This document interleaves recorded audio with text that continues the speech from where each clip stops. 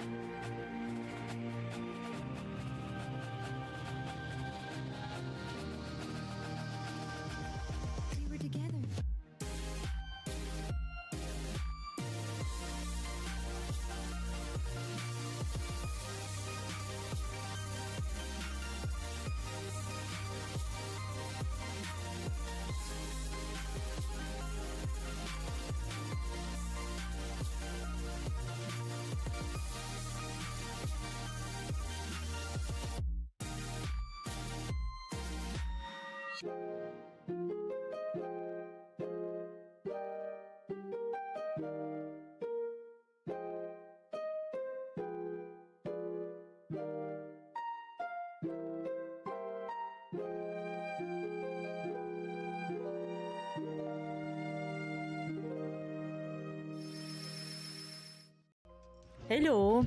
Hello. We are starting. What was happening? I see you falling for a moment. What was happening?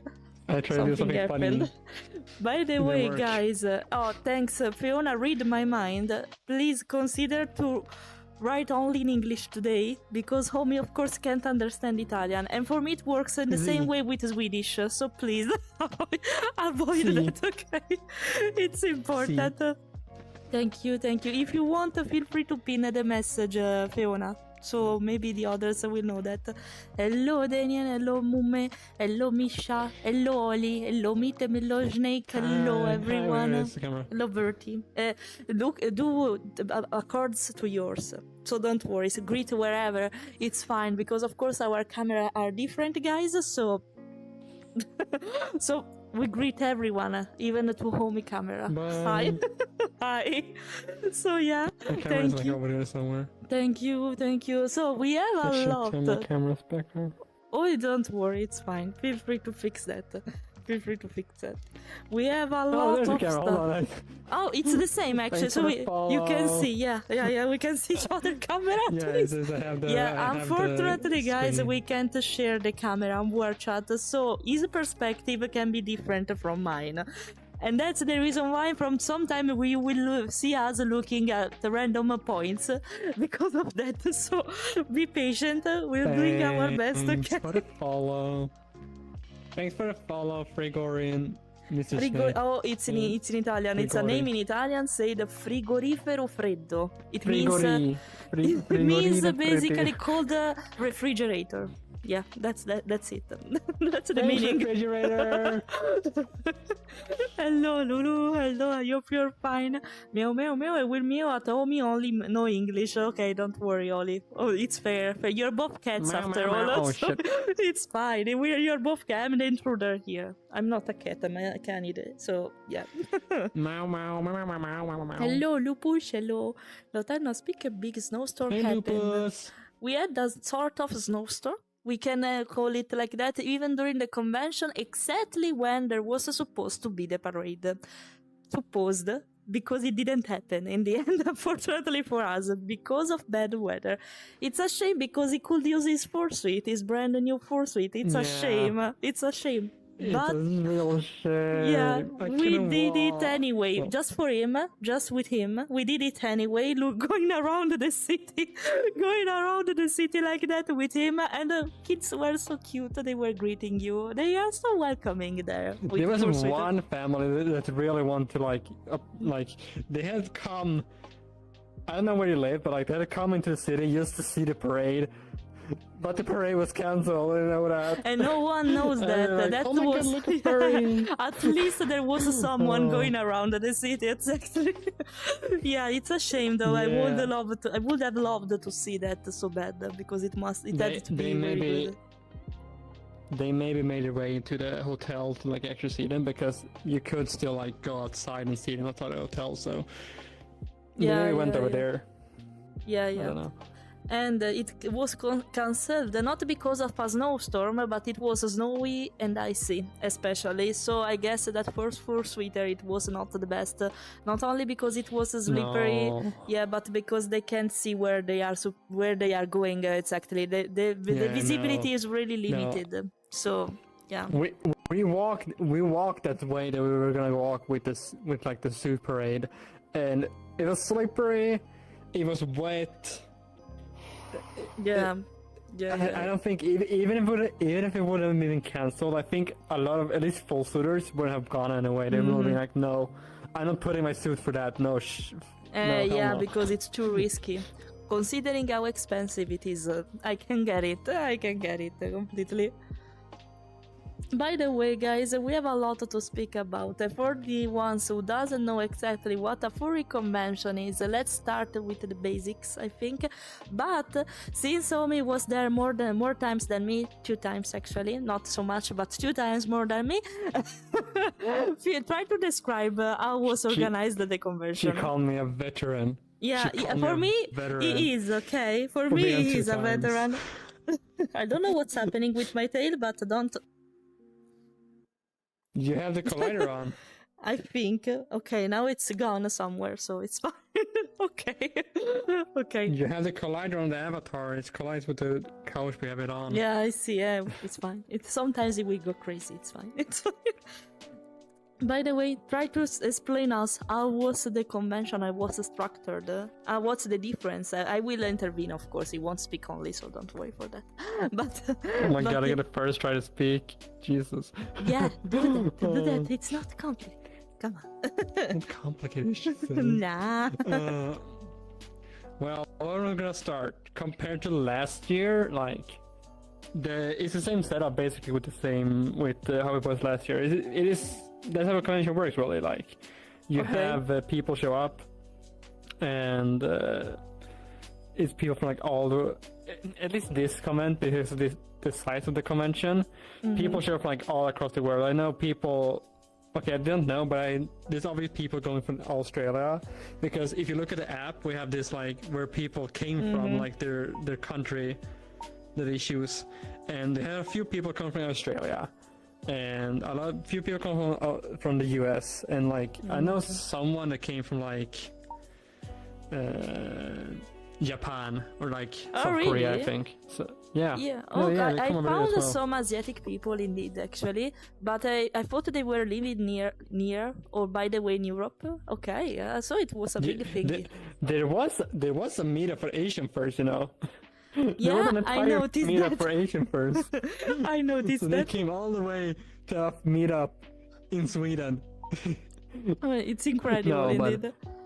But no, I understand that, because if you look with a lot of people after the convention now, there's a lot of people like on TikTok, not TikTok, Twitter or like Blue Sky or Instagram, like post like, yeah, this is my experience from the convention, and this is like their like, gratitude for like the convention and everything. They show it now, and it's kind of like interesting to see some people like, yeah, this is the best convention ever. Like, I've been to the best convention this has ever been to. For like people in the US that's been to like a few conventions like in the US. It's like so nice to hear. I even read one of like, this is my first European convention. I saw the US. They were from the US, and this is the first European convention. And they were like, oh my god, this is mind blowing. And it's like, really? So they think it's better compared to the American one? Okay, that's impressive, because I didn't know that.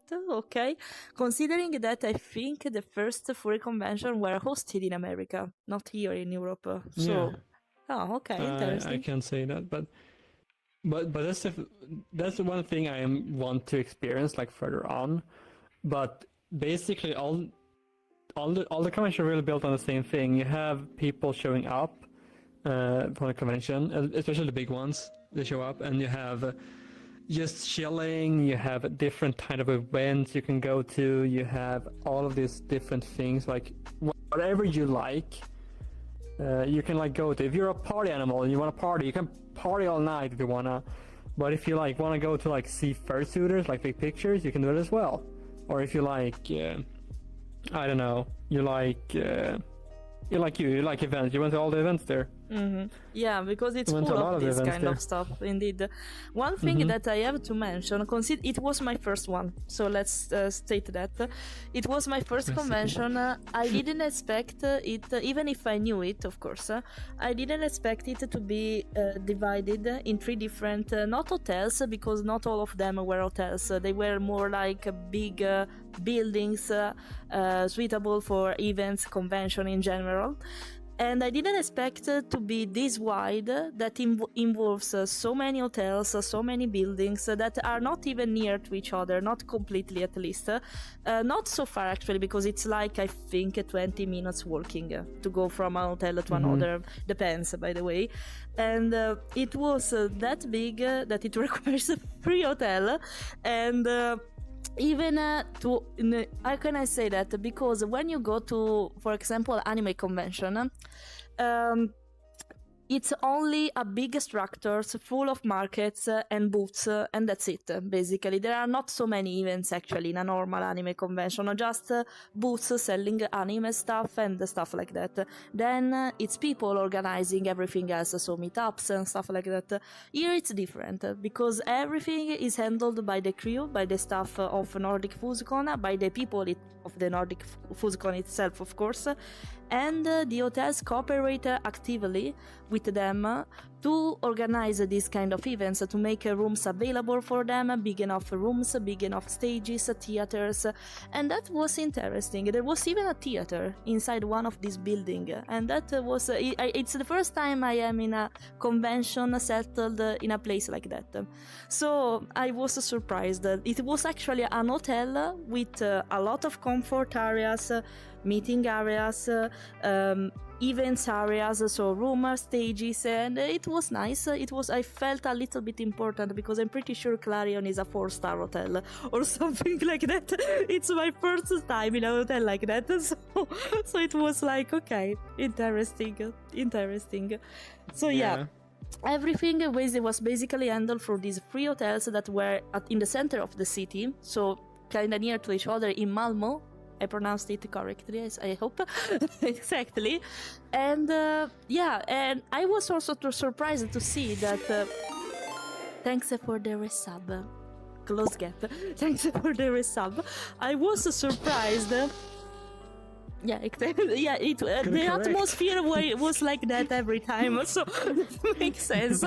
I was really surprised, by the way, to see people were so used, common people, and speaking about the common people, were so used and friendly towards the furry community, because I think if you host an event like that in Italy, for example, my home country, it would be really different, the perception. Probably they would look badly at us or in a weird way, like, what the fuck are you doing? What the fuck are you?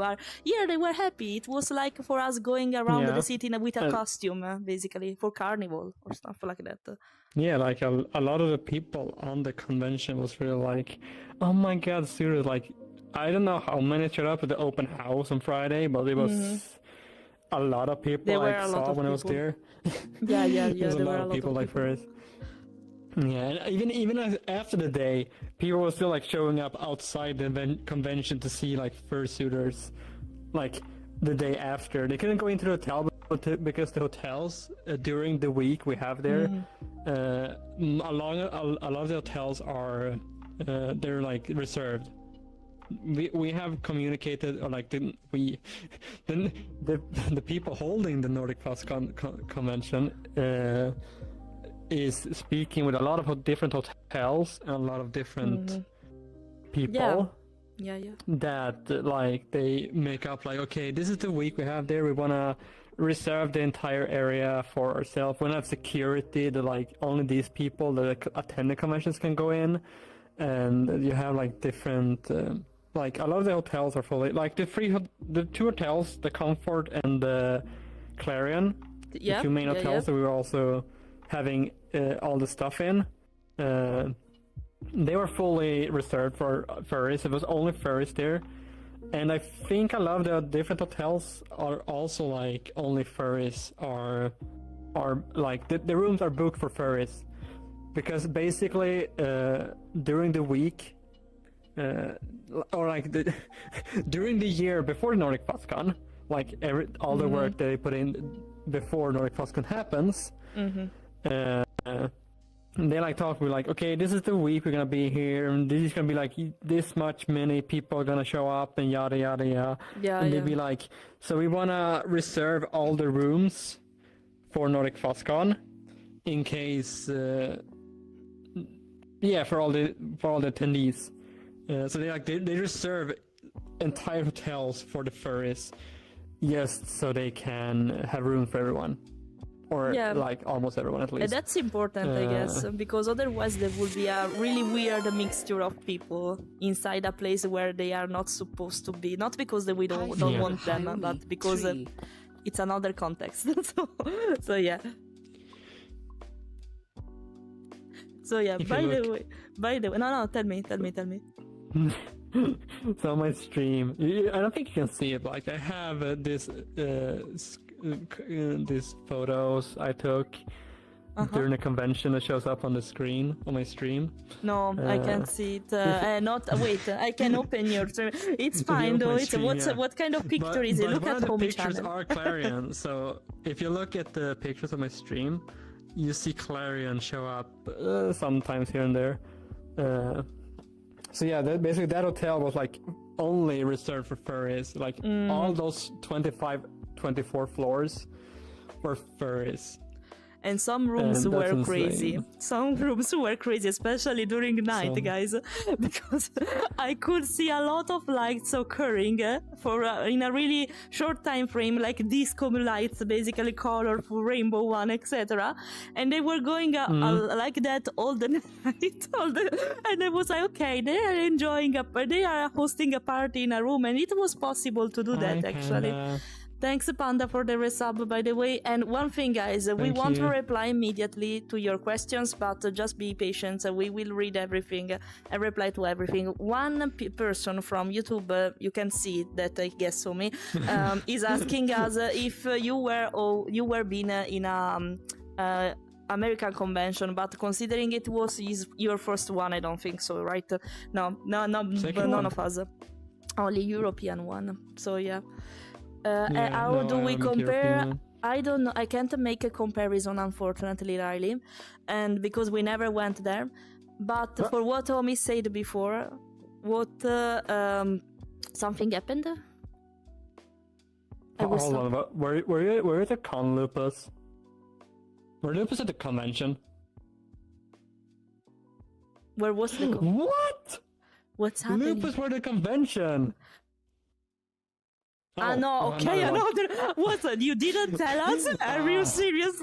You could give me the action figure there. So I was like, what the fuck? I was really confused. Not this one. I was like, oh.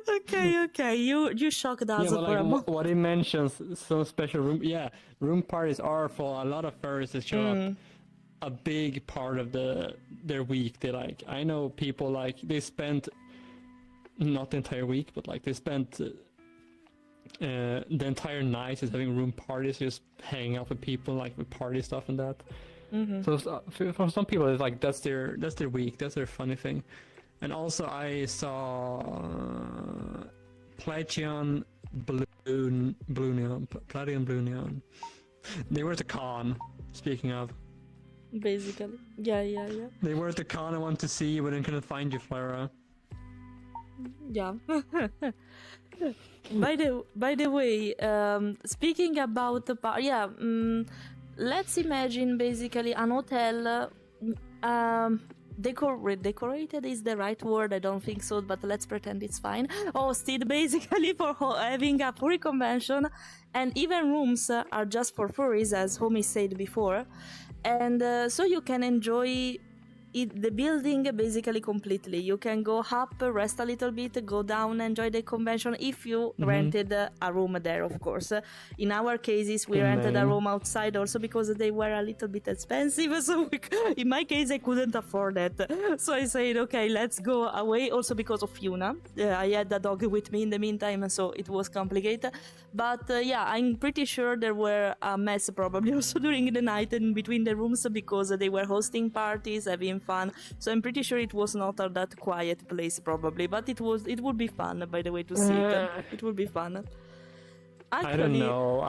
You're not sure? I don't know where to live on Maine. But because of the mess, because of the chaos. I mean, I didn't. This year I didn't attend. Last year I attended a few room parties. This year I didn't attend any of them. I did walk around with someone want to attend a room party the last day. But I didn't really happen much. That was kind of calm. It's fair. It's fair. I'm not that. I know people.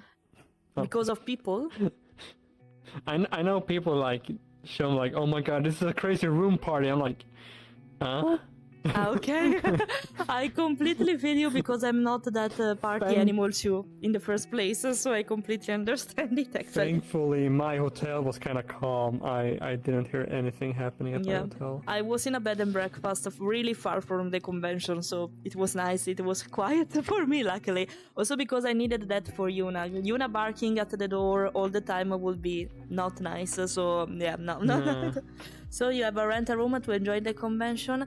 We rented a room. You can decide actually, Lulu, to rent a room inside the hotel where the convention is basically, or rent somewhere else, of course, at your choice. In our cases, we preferred to rent something outside because it was cheaper in the first place, but also probably more quiet. Because consider that, as we were speaking about, in a room inside the hotel of the convention, there were party for the majority of time. So probably it was kind of loud, especially during the night and sleeping time. So it's just up to you to decide where to go. Of course, you can have this kind of bundle where you rent above the room and the convention ticket. It's up to you, but it can be really expensive sometimes. So yeah, consider that it can be really expensive sometimes. It can be really expensive, especially when I go for Clarion. It can be very expensive. Like, we're talking. I didn't consider it in the first place. I think some friends of mine were like, they were splitting 4 people, and I think their room for like from Tuesday to Monday cost them almost 2,000 euros. 2,000 for 4? Okay, they split it, but it's still a lot. But yeah, 4 people, like split it 4 people, like it's still cheap. But that was like, that's like the biggest thing you can do. Because you can come later, you can come early. It depends like how many days you're gonna stay. Obviously, like if you come a day before early arrival, and if you do late departure, it's gonna cost extra because you pay for 2 extra nights. That makes sense. But yeah, also it's like depends on. But yeah, Clarion is very expensive. We're gonna go for it, and it's super hard to get in. I need to point that out. It's super hard to get in. You have to rent a room immediately. I see. Yeah, the spots are taken so fast. It's insane. It's not even sure you can get a room there. I agree with that. Consider that when this year was also crazy. We have to mention that because I didn't know about the opening hours. By mistake, we can say, I was in the site because I wanted to check when the tickets were available. I discovered they were available that day after some hours. They went sold out. Few hours after the opening, actually, and it was crazy because it seems it was the first time this happening with Malmö convention. It was the first time because for the majority of time they take like several months to go sold out with tickets. In this time they did it immediately. So I think I was lucky because I didn't even know that was the opening day to enjoy the convention. So I was kind of lucky with this kind of stuff.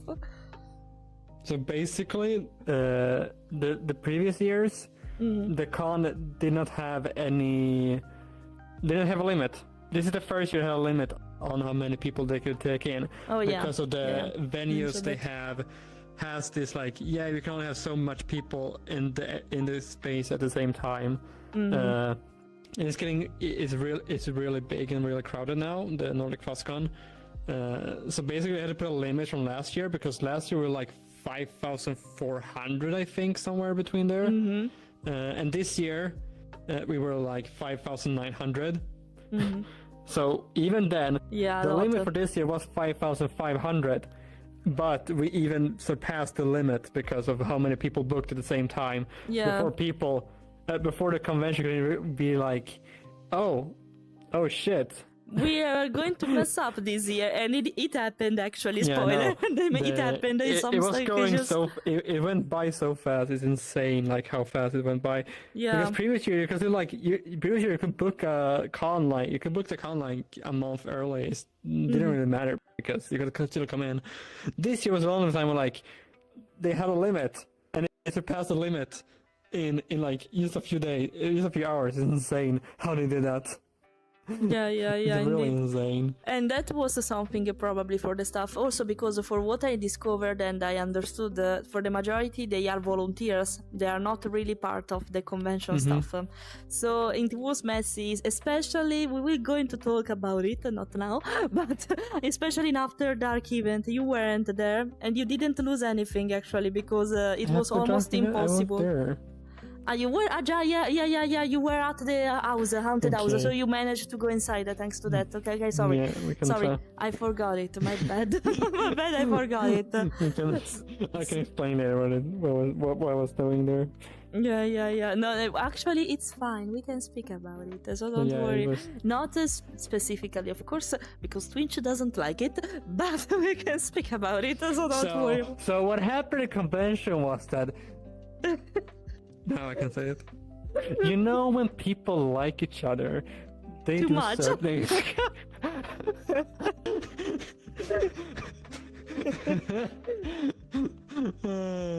Well, yeah, by the way, let's say that part, we can speak about that part if you want more in our channels, if it's not on Twitch though, in Telegram or whatever, you can ask about them, because we can't really speak about this kind of stuff here, but it was something. And since a lot of people were interested in that event, it was not even a thing to organize properly. Wait. So basically, what we're talking about here, for people that don't know what we're talking about here, because we don't say what we're talking about, we're just being like very weird about it. At the convention, there is this After Dark festival that is basically, it is what it sounds like, After Dark, you know. Where people loves to cuddle. It is. Let's say that, okay. No, it's not that. Okay, it is After Dark, which means it's a bit not safe for work themed. Okay. It is still not allowed. I need to point out, it's still not allowed to be not safe for work in the public space. You cannot do anything. You cannot be not safe for work in that kind of way. Because still, you have people that go there that doesn't like that sort of thing, that doesn't come there for the convention. And also because it is kind of against the law in Sweden to like have that. Okay. At least I think the convention area wouldn't want it to happen in the convention area as well. But also like people come there that doesn't really like want to see that and like things like that. But basically this year compared to last year, I can talk about that also. Yeah. Because I'm a veteran. Hell yeah. Just kidding. So this year, the After Dark Festival, or After Dark as they call it, was basically held in one of the venues. The entire venue was reserved for that festival specifically, which I'm very thankful for, because last year all they did for the festival was put up like big fences and like put on tarps over them. Like really? So everyone could see that, even if you're not interested. No. Oh my, okay. It was only on the second floor, so like you could still be down on the first floor and just avoid it completely. But it was always on the second floor. It was secluded. If you don't want to see enough of that, if you don't want to be there, you could just avoid it. But I'm thankful that they decided this year to pull all of it to one convention area, because a lot of people that stays on main, like this year, they like a lot of people stays on the main. Hold on, let's think about it. Basically, what it let them do was that last year, if you wanted to do raving, like you wanted to do partying stuff, you had to go to the After Dark Festival. If you didn't want to do that, you were like basically stuck doing. You couldn't rave, you couldn't party. They differentiated this time. This time it was different. Okay, I saw the good organization. This time, they moved the entire After Dark Festival to a different venue, and it basically let the main Clarion Hotel also have a party that was more safe for work. And that makes sense. Because some people want to dance only, so. Yeah, they're not really interested in that. Before it made much, because I realized how weird it sounds. No, you cannot do anything at the festival. All you could do was all that after the Dark Festival meant was that everything was relaxed dress code, which means Explain. which meant that you could have Explain. Because relaxed dress code. when I discovered it, I thought, okay, so I can dress normally, basically. And he always come to me saying, no, it's not like that. A relaxed dress code means something else. So explain, please. Explain. So basically, a relaxed dress code means that you could have, you cannot be naked. I'm gonna point it out because First I think of all, Twitch will allow me to say that. I think it's okay for Twitch to say that. You cannot have no clothes on, but you could be like revealing, sort of. You could have your entire chest be revealed. If you want to do that, you could wear fishnets. You could wear different kind of things, and you could even wear. This is what I want to tell Fleira, because I don't know how much Fleira knows about the community, like that side of the community. But you could wear latex suit if you want to do that. Yeah, you could wear, I noticed that. I see a lot of them. Actually, I see a lot of you them. could wear harnesses and collars and leashes, and you could wear like pop hoods. And I don't know if you noticed them. There were also inflatable fursuit. You can dress like them. I was impressed. Latex, I didn't know. Basically. It's latex anyway. Okay. It is basic. Yeah. They seems to be inflatable, the one you use on the pool. So I was like, huh? Okay, Yeah. I didn't know it was a thing. Okay. So some people enjoy that, and that's okay. But like, I want to just tell people, because I don't know how much Fleira did know about that, and how much Fleira is okay with that. Because I went there last year, just like check things out. I did know beforehand what relaxed dress code meant. I looked it up. You made my ending, basically. I knew what I was like gonna see over there. But at the same time, I didn't know what I was gonna see. So I went up there. I was like, oh shit. I'm like, so like, it was not weird. It was just like different to see all of this, because I have never seen it before. It was like interesting to like understand this happen in real life. Yeah, and realize how they were made also, and it was actually so popular too, because it's the first time even for me. I saw a fursuit made completely in latex. Even the head, there was a head made in latex, and I was surprised because I didn't imagine it was a thing. Indeed, it was weird. I feel a little bit of claustrophobia because of them, because I don't know how they were able to breathe there, but okay, it's something up to me that. But let's say, since it was. How do you think you breathe in a fursuit? Yeah, that's a point. That's a point. You're right. But at least it's a plush, you know. That's latex that's going stick to your skin. So I was like, oh my god. Okay. But I don't know how different it is wearing one of those suits from like a normal suit or like a fursuit. I don't know how that is. Like I think how the different feeling is at least a bit different. The feeling, yeah, but like the heat and like of course, I don't movement know. restriction. Is it like how different it is from wearing a fursuit? I don't know. It's interesting. Yeah. It's an interesting concept. Yeah. By the way, I'm not enjoying it, but like it's interesting to see like people that do enjoy it. Like, what is like? Yeah, it's interesting to see like them people. It was interesting. I was curious about it when you spoke about the dress code. For me, the relaxed one, like you, I thought it was something normal, like dressing normally and stuff like that. No. I was ready. I knew. I knew it was gonna be something like that. I was just not. I never like just experienced it IRL. I knew. I read it beforehand. I just wanted to make sure that you also read it beforehand. Okay. I was confused indeed at the beginning, because I was sure to meet people dressed in a particular way, but the code was different. Then, thanks to you, I read it carefully and so it's allowed. Okay, perfect. But I expected something like that. It was just weird to see it in real life for me, because we are not in that kind of environment. So it was interesting. By the way, it was interesting. Yeah, now I wouldn't mind to see them again. So yeah, I wouldn't react at least. So yeah. Okay, so it was yeah. a relief to see it was organized this time in a different way and in a different venue completely.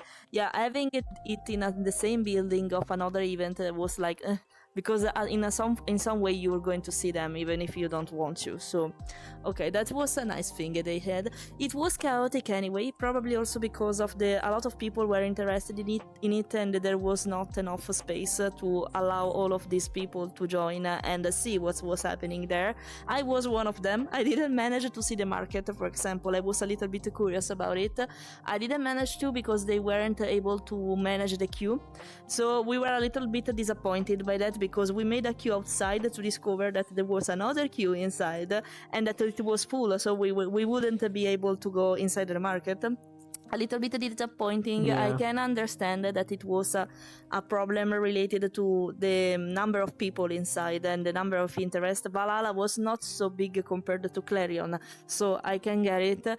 A shame. Probably they will learn how to handle it more properly next year. Also because for what I noticed, they keep changing stuff. They try to improve for what you say before. So yeah, it's something. Yeah, that's something interesting. Also, we got a survey. Yeah, I'm pretty sure you got it too, about where we have to review our experience there. I wrote several stuff even about this, that I was a little bit disappointed by the after bark because of the availability, we can say. And they seems to care, by the way, because they care about your opinion, about your feedback, so they will improve it next year. And thanks to what you say now, it seems already improved. They needed to improve it more, yeah, of course. But at least they're trying. Yeah. Because after bark is like one of the biggest interest, of events course. that happens from the yeah, of course. Everyone is interested in this. One of the things. Yeah. Well, everyone is curious more Not than everyone, interested. but a lot of people are yeah. interested in it. But also because of They don't have, curiosity. yeah. Also, I was gonna say, like, they don't have to be like they like the stuff that the After Dark is representing, but they can just be curious, like, oh my god, what is going on over here? They can just be curious, and people like pile up, and it's. I heard the queue into the thing was 1 hour wait time outside in -5 degrees. Yeah, I was one of them. I didn't have to do that. I did that. I was one of them. I was complaining with Fiona too in the group chat I have with her, so she knows about that. I was freezing. Luckily, it was not snowy that day. Otherwise, it would be dramatic. Otherwise, rainy. Really, or rainy, or the rain. We were lucky actually because the weather was nice. People would have stayed there watching. Would have stayed outside like, oh my god, it's raining. And people are like, I'm gonna get in. I'm gonna get in. Yeah. I'm pretty sure that I will. If it's not that hard rain, I would wait in line anyway. I'm pretty sure, 100% sure about that. So yeah, because I was too curious, I couldn't miss it. Also because one thing, I think it was a mistake for them.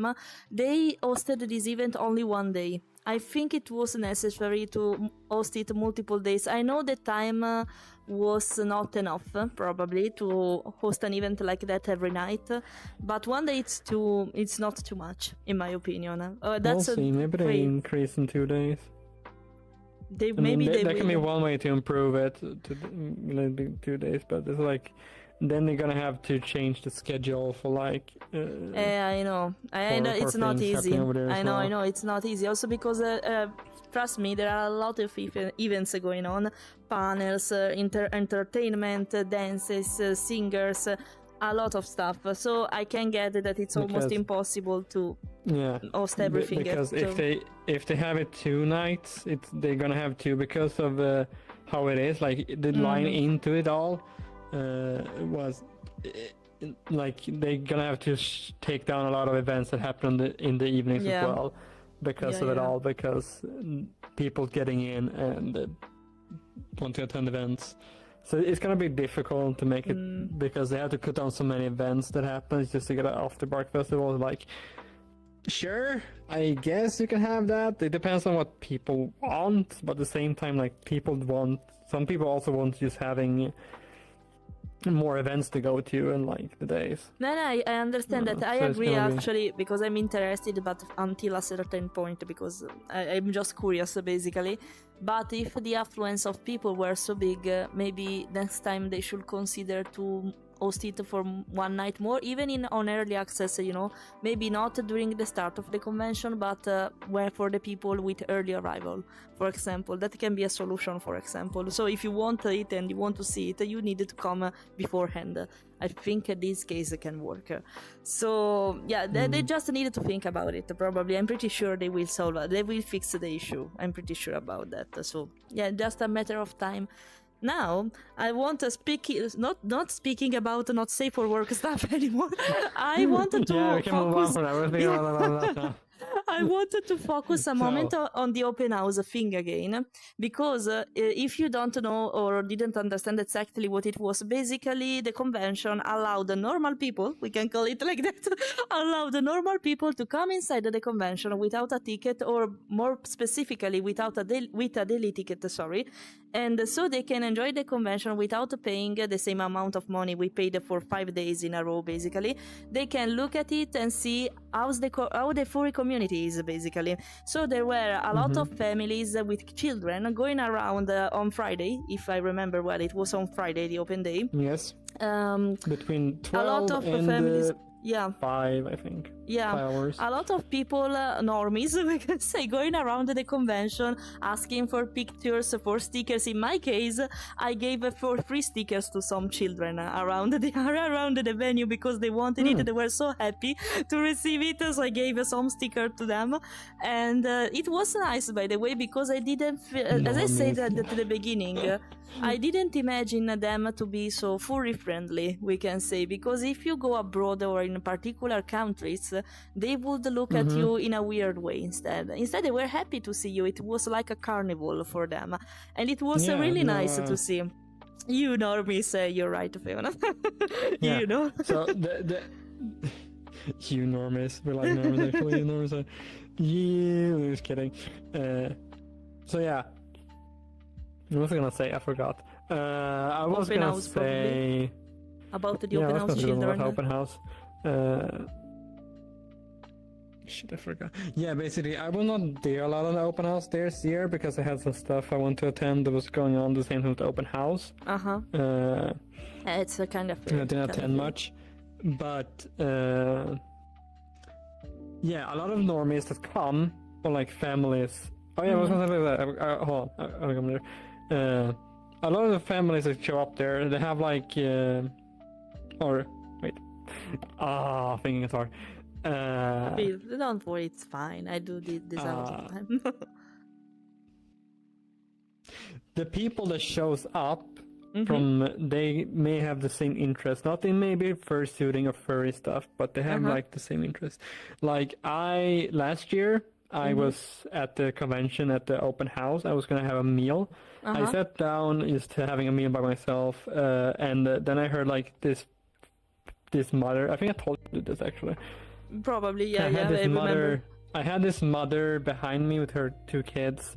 And one of the kids, you told me, they had a fursuit, a fairy suit, they had a tail, and they had a fox mask. They were. Or that's a wolf mask or thing, whatever. actually. They were wearing a lot of Tyrian mask, thinking to be involved in the community. Of course, they don't know about Tyrian, but it was nice to see because they were wearing. Everyone was trying to wear something related to the community, so they chose the Tyrian mask because I think they were cheaper, of course, and easier to get compared to a fursuit. So, I mean, I saw some kids. I mean, also full.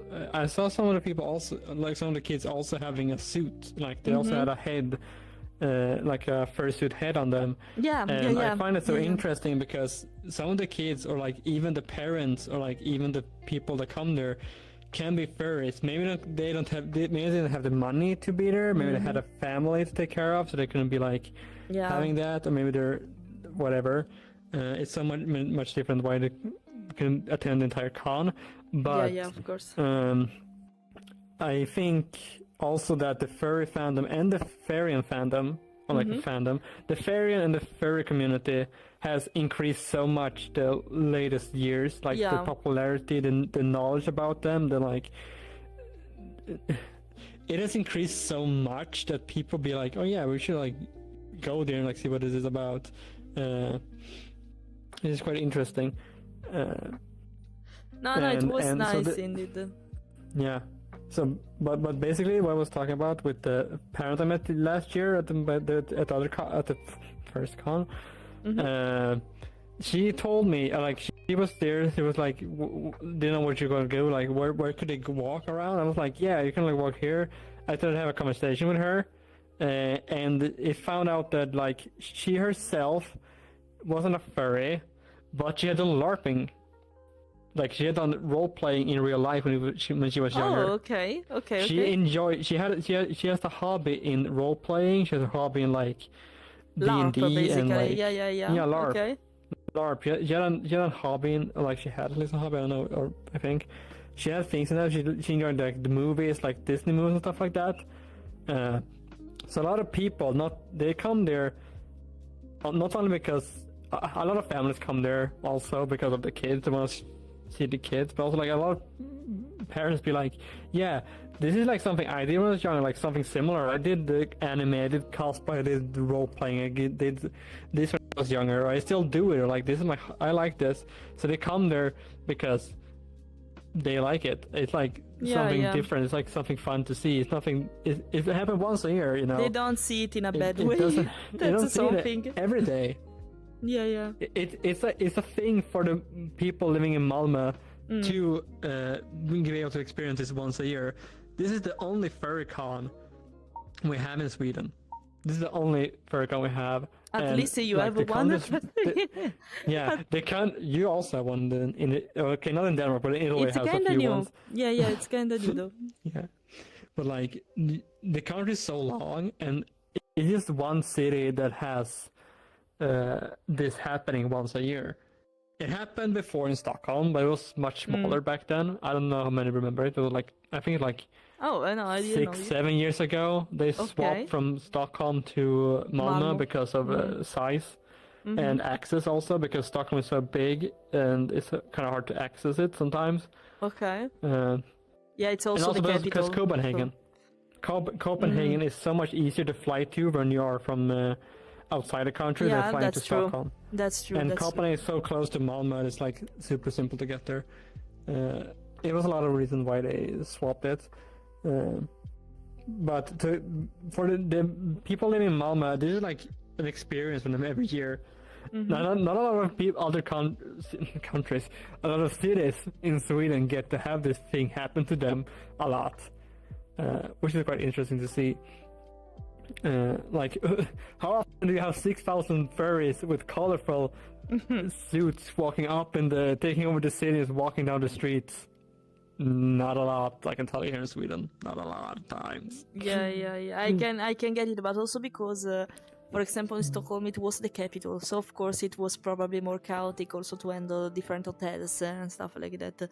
So that makes sense. Yeah, I don't know the full story of it. I just joined. Fine. I was at last year. I know of people that have been attending since Stockholm that could maybe answer that more, like or like you can even ask, because I think they have had the same chairman since NFT started. Tracks. Oh yeah, of course they have more experience related to that too. I think there are a lot of people that still holds the convention after so many years. It's really interesting. Yeah. Okay, interesting. And now to speak also again and more about the organization, the convention, let's speak about events panel and the relax area, I should say. And one thing, as I mentioned before. Oh, sorry. We're gonna answer some of the comments. Oh yeah, sorry, you're right. If you see something, we have to reply. I was really stuck to speak. I yap a lot, guys. You know that. So Drax is asked if you how was the con. I guess you're here now with this, Drax. Well, it was nice. By the way, it was nice. We will give a score probably at the end of the stream officially, because we want to explain everything to you. But yeah, for me it was a good experience. Just to sum it up for later, it was a really good experience. So yeah. And hello back from was it about the tattoos? I don't know. Do you have a tattoo? I don't know. You have a tattoo, Somi? I don't think so. No. What we Well, think my avatar about? tattoos. I'm neutral after them. I'm fine. I think they are colorful, and that's it. Fursuiters are Let me like a strip rock naked. star with groupies at this thing. Yeah, Tattoo. you're with normies. Oh yeah, you have it actually. You lied. You My have them. avatar. Yeah, they No, are my also shiny. avatar. Still, you have them. Venom, here in no, Italy, you're basically insane just for normal cosplay. Can't think about talking about the furry community.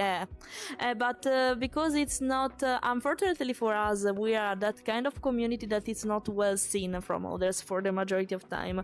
So yeah, that's why I also was so surprised to see that families in Malmö were so happy about it. But as Omi explained, it's because it's now a thing related to Malmö. It's part of their culture, I think, now because of us. So because of everything. Do you know how much we increased the price of Malmö for that week? Do you know can like, imagine how much that. your body just rises from having 6,000 furs? Indeed, I was talking about this insane. with Ricardo yesterday. I would be curious to see the prices of hotels and room now that the convention is over compared to last week, but it always works like that, unfortunately. When there is an event, they always take advantage so bad of it. So Malmö is very Mexican. it's business. It's business, guys. So makes sense. Yeah, Malmö is furry Mexican. It's quite funny. And do you know what that reminds me of? All right, Raid the Shadow Legend. No, I don't think it's the time for that. We are not sponsoring it, so don't. I know you're kidding. Don't worry, it's Raid Shadow fine. Legends. It's fine. It's fine. By the way, Just kidding. Raid the Shadow Legend. My tail is going crazy, right? You still have a collider on your tail. I don't know why you have a collider on your tail. I don't know actually, but come back, entertain the others. I will deactivate the colliders. Wait for me. Wait for me. Wait a second. The word collider. Wait for me. She doesn't disable the collider on her tail. No, because it's flick. It's going crazy. Okay, I'm out downstairs. Yeah, it's because here we are. because your tail is a collider. I think you can disable the collider on the tail. I didn't think. disable the tail collider. No, it's working anyway. No, okay, it's fine now because I disabled the word collider, so it shouldn't be a thing anymore now because of that. So yeah, it will just go crazy from time to time and inside the floor, but inside it's the fine. bed now. It's it's fine. part You of the won't bed now. notice it except when I'm wagging, so it's fine. It's fine. Things happen sometimes, guys. I'm sorry. This kind of stuff are normal for us, so yeah.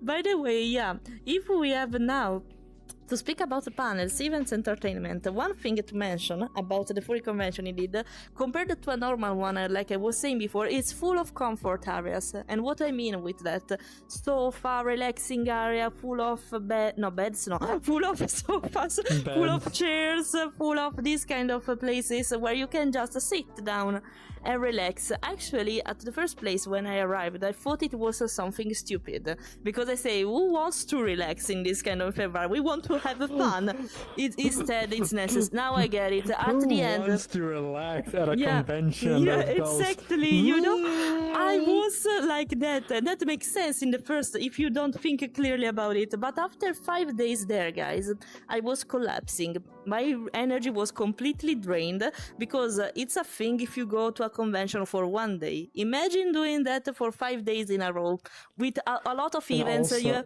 you have to run around all the hotel every time. I had to go away in advance because of that. Now I understand the reason behind that area. and also imagine you sleeping 4 hours because I know people that went like they were going so hard during the convention. They were like sleeping 4 hours a night.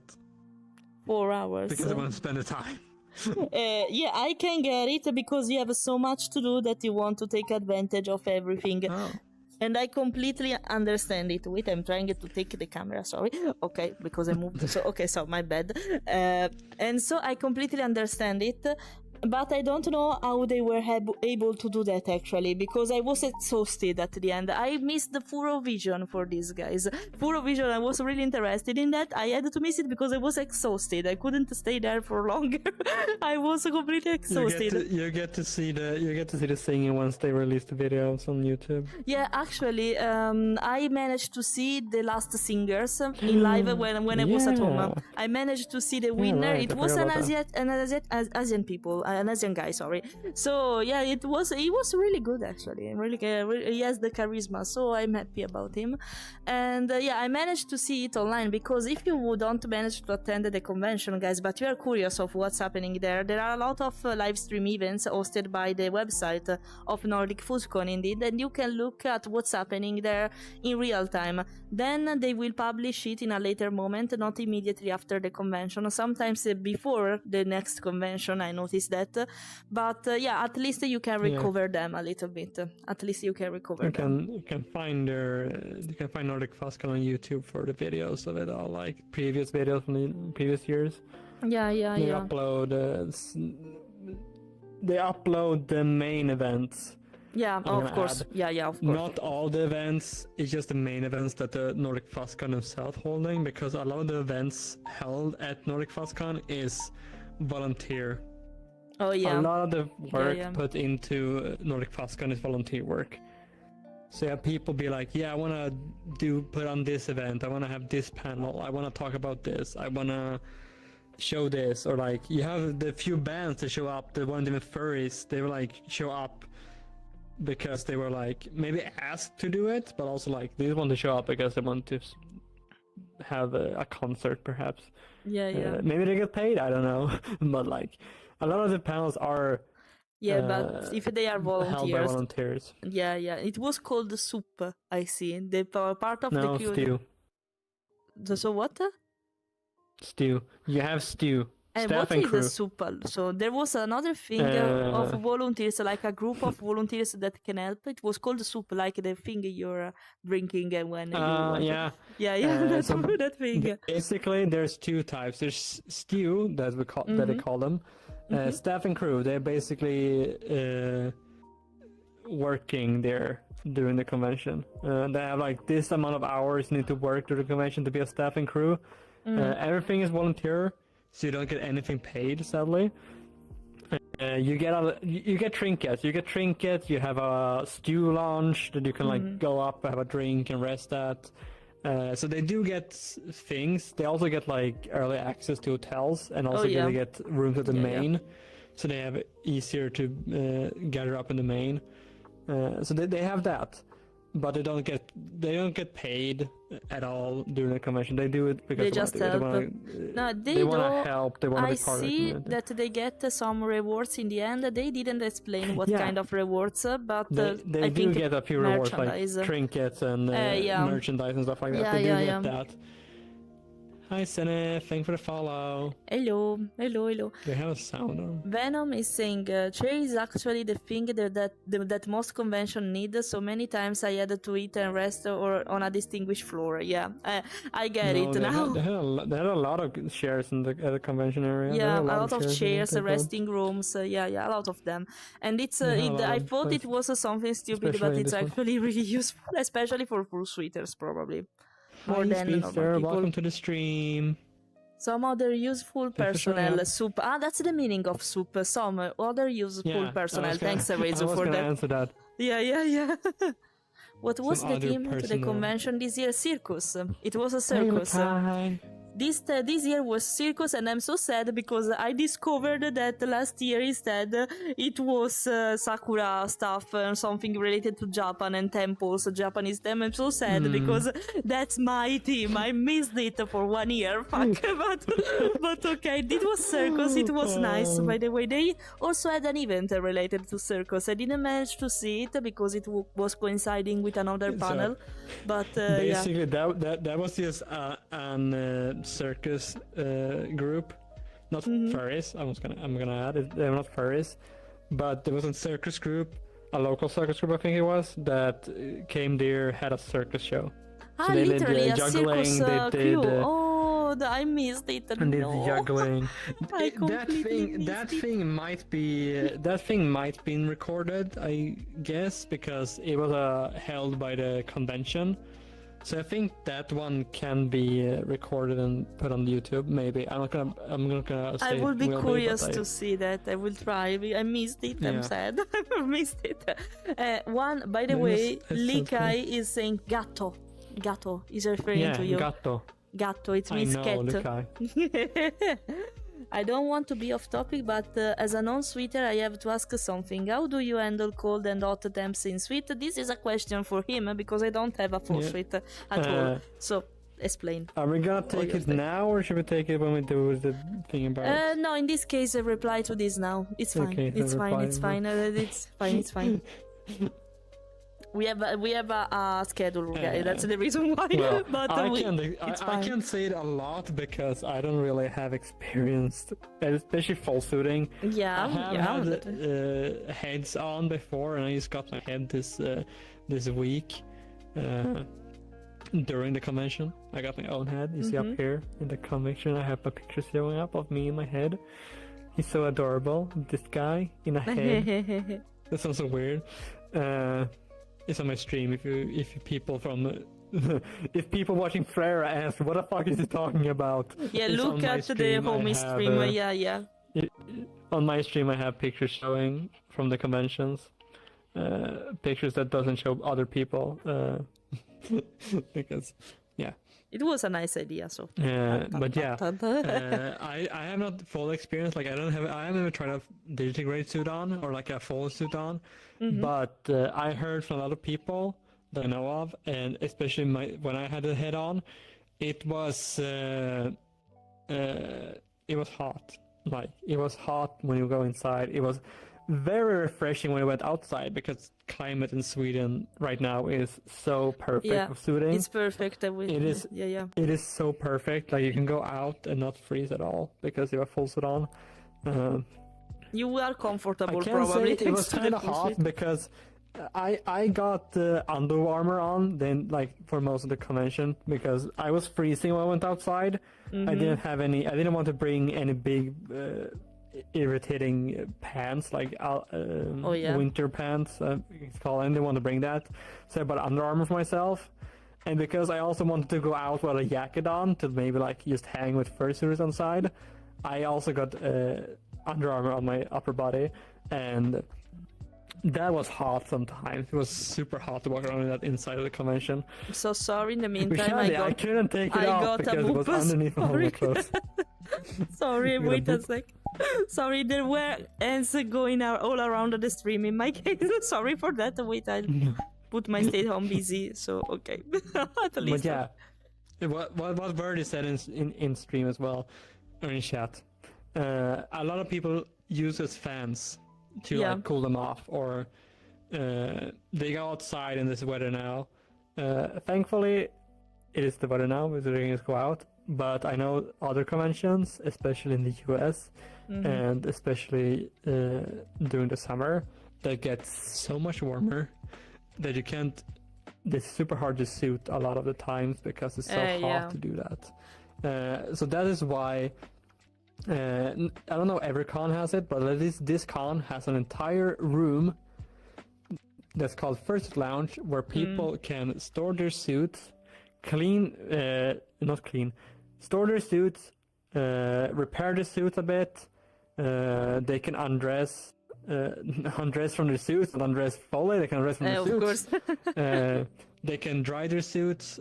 They had like this entire pump, like air pumps going all the time inside there to like dry out the sweat and everything from the suit itself. Very thankful for that. I think a lot of suitors are. You could have drinks. There was drinks in there, like water. You had water was everywhere for free. Isotropic. It's something called isotronic. I don't remember what to call it. But basically, it's water that your body can take up easier.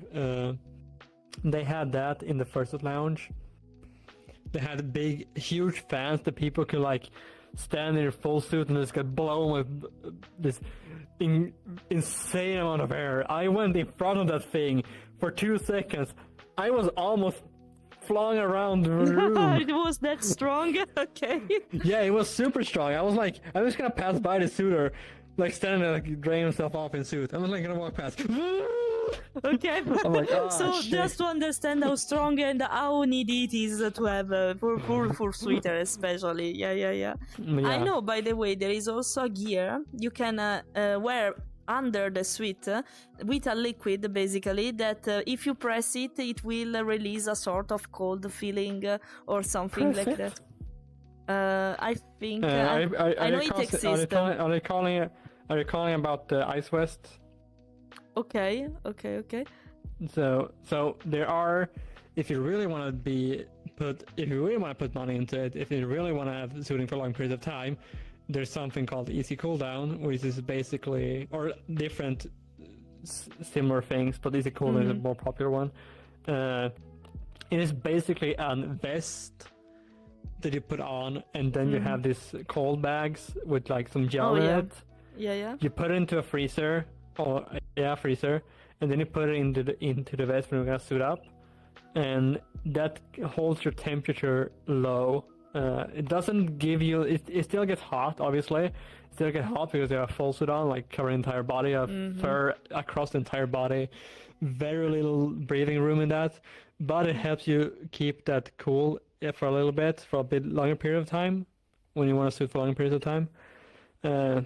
Because some fursuiters want to suit for longer periods of time, or they want to stay in character, or they want to, like, they don't want to be like seen outside of their suit, except for when they need to calm down.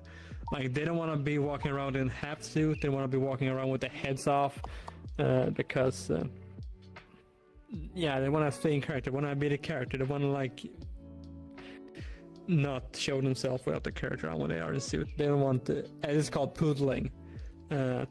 Which is also kind of a rule at NordicFuzzCon. It's kind of a rule also because the convention people don't want you to poodle. They want to, if you're gonna suit, you should like stay in character, not take off your head if you're full suiting. Obviously some people like me also, I took off my head so many times because it's my first time walking around with a head. I am so unused to it. Fair, I guess. Poodling, it's too much in my opinion, because you don't want to break the magic, but you're a person and you're sweating a lot under the fursuit, so it's fine if you want to get rid of it quickly. It's fine. It's too much for me. Though it is kind of nice to like have like this entire room for like people can go in and just relax and actually like take off their heads, because some people don't want to, they want to stay in character for this around the general area. Like, some want to do that, and I can understand it also, because you maybe don't want to be like I want to be in character. I want to be like this silly dragon. I don't want to be this silly dragon, like this silly human with a dragon body and the head under the arm. Yeah, exactly. It's kind of funny. Yeah. So they walk around, they go into a person's lounge to relax, and then they put on their head and go back out again.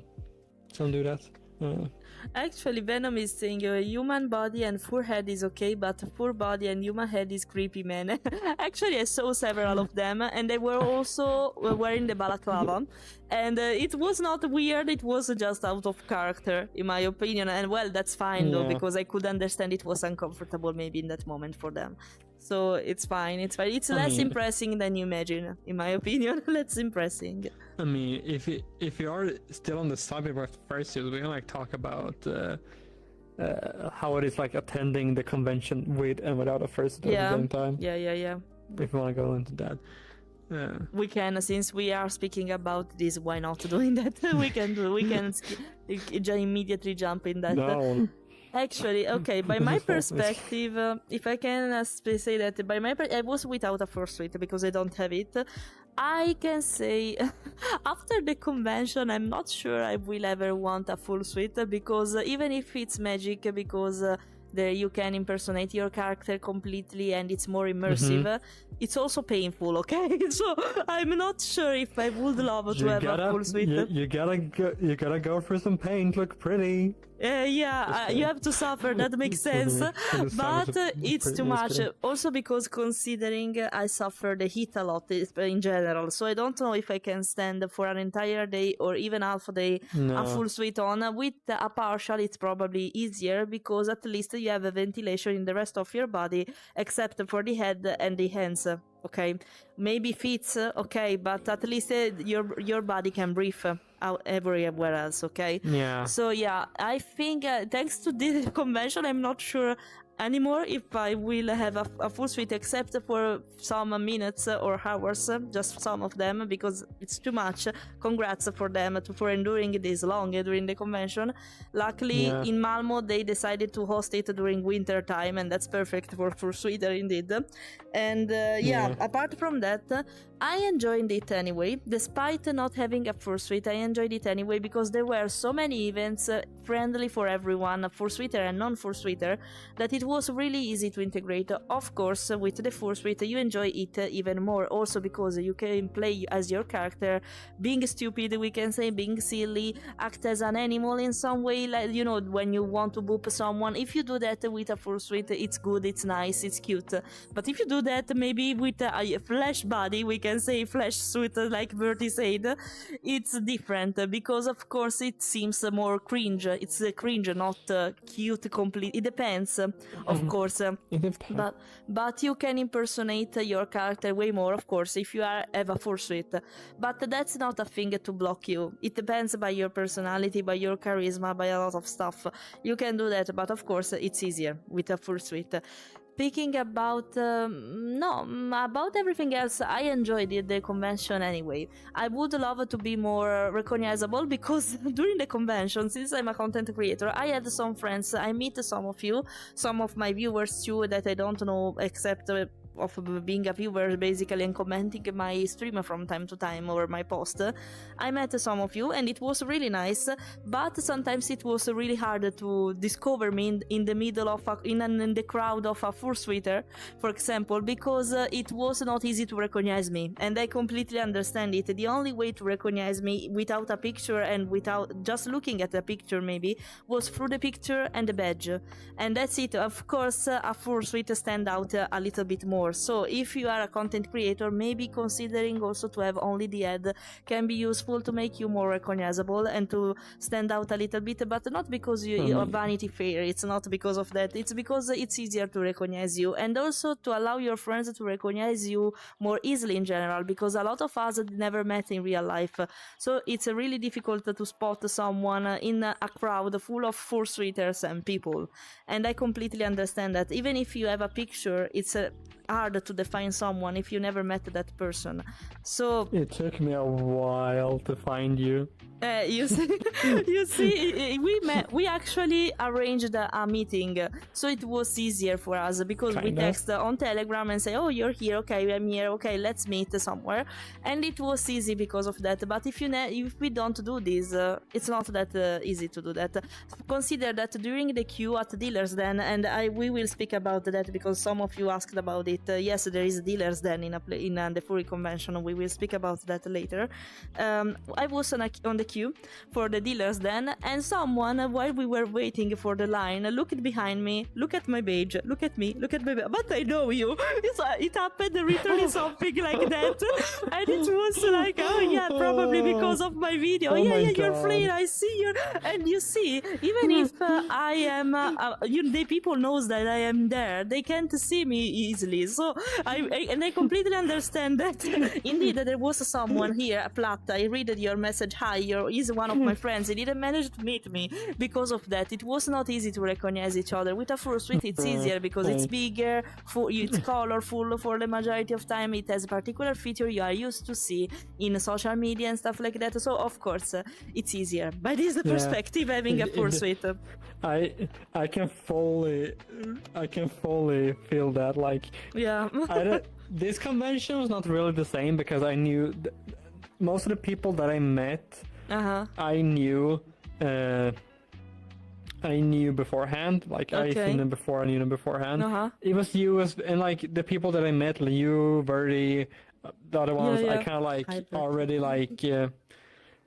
already talked to, like to meet up with. But last year, I don't know how many people.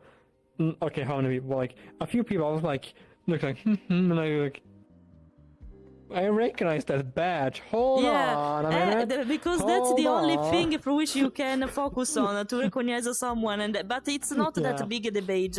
So, and in the crowd, it's not even easy to see, even if it's big. So it's a thing. It's a thing to be recognized. It's really hard there. Sometimes I had some difficulties there, but apart from that, no. By the way, speaking in general, there were so many events we're going to speak about, so many panels, so many exchange too. I was in the sticker exchange events and I had a lot of fun there because I met several people saying, "Oh, I love your stickers." I was giving stickers for free basically around the convention. Omi has them, and I have yours too actually.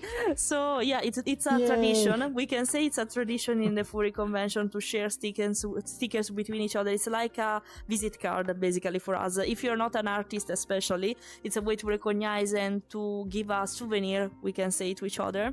And it was nice. Even without a fursuit, probably this event was possible only without a fursuit, because giving a sticker with the fur paw, I think it's not that easy. I don't know, so it would be kind of hard. I was walking around giving stickers with a paw. Of course, I had to take out the sticker with the paw before I. Of course, put it in my paw and give it out. But like I did it, it was kind of funny. Okay. And so by the way, for my point of view, and I attended it only once, and without a fursuit, it was funny. No, I had fun during the entire convention with. It's not flesh suite friendly, so don't worry for that. It's flesh suite friendly. Yeah, you can come here, you humans, if you wanna. Just kidding. Exactly.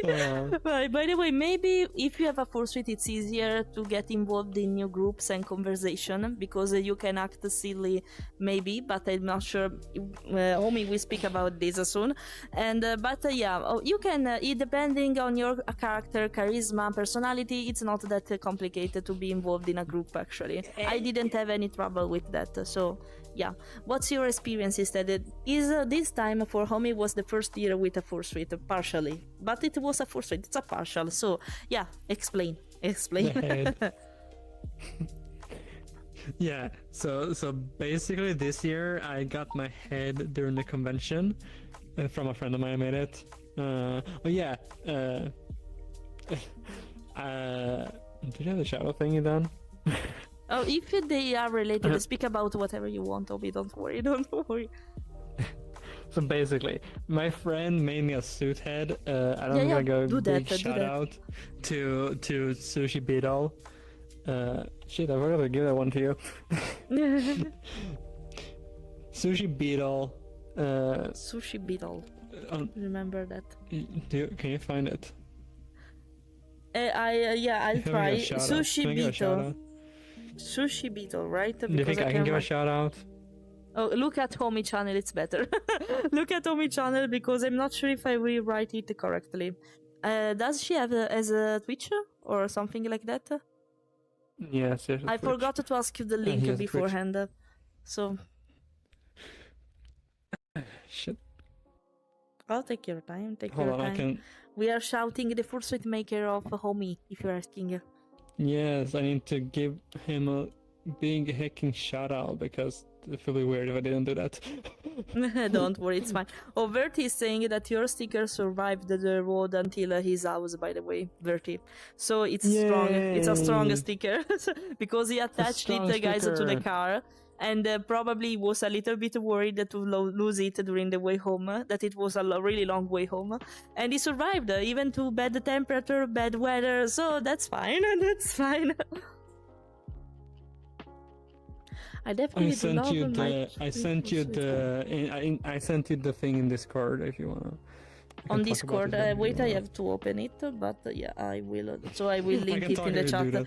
Talk about it in the meantime. I will copy paste the link in the meantime. So basically, I got my fursuit head during the convention.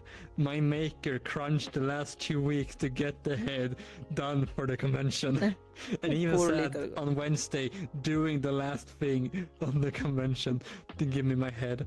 And I am so thankful because, oh my god, it was an experience to really have my own suit for it the was first time. something, I guess. And also be like able to experience having a suit on